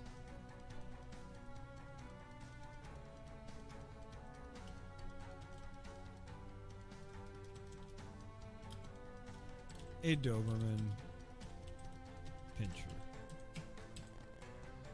So we've created a dog. We have a runtime problem.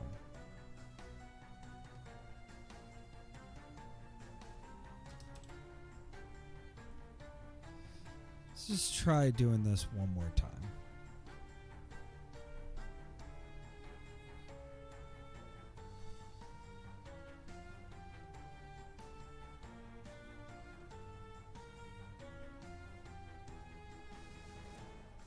So yeah, it's in the back hallway somewhere that we're running into an issue.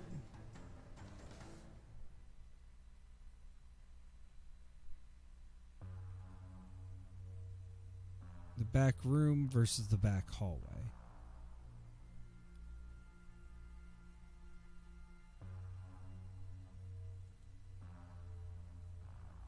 It's not that this isn't working right. It seems like a good problem to start on. Not a good problem for 4 hours of doing this.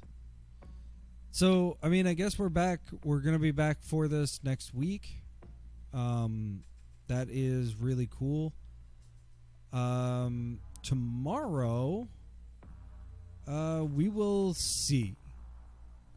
I had a plan. I couldn't get it running.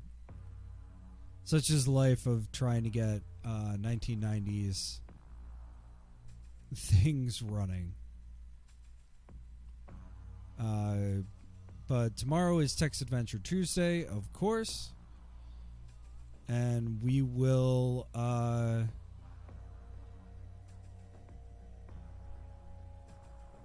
be doing some kind of text game. I still want to do like what games week, so I kind of want to find something super weird, like weirder than weird. And I think I have a good idea.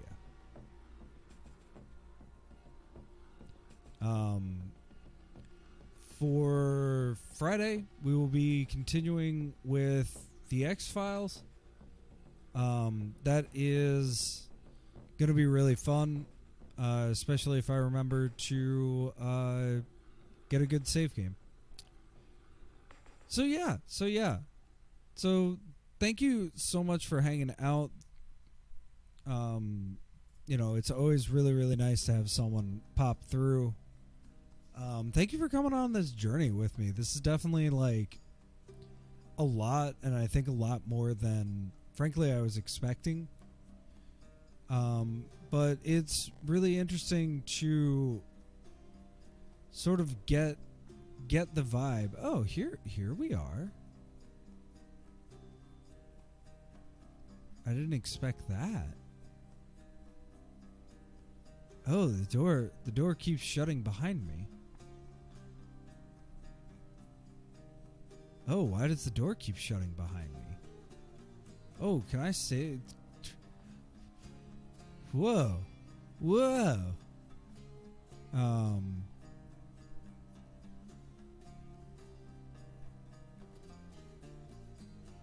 Now I'm curious. Say the door shuts behind me. Is it that's doing it?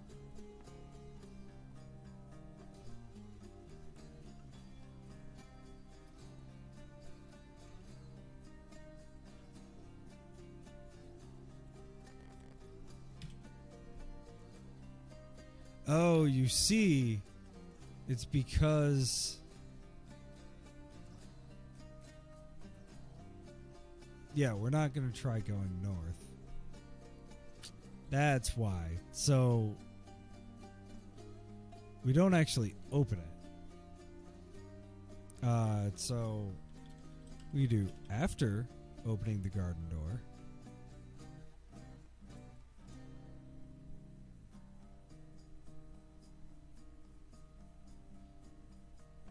Let's see if that solved it.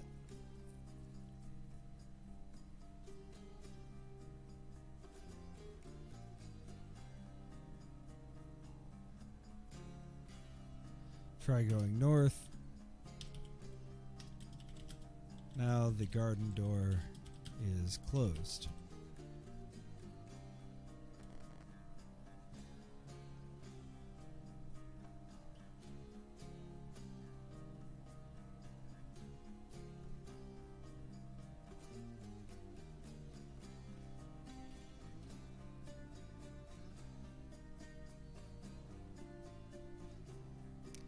That solved it. Well, good.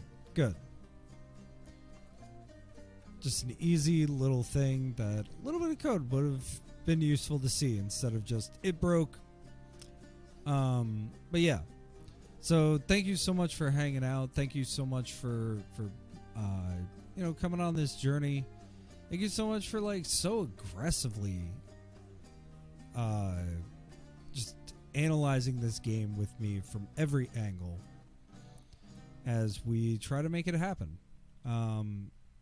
We will pick up next Monday, like I was saying. Tuesday, we're going to do something truly weird. I have an idea. And Friday, we will be back with the X-Files. So, okay. Let's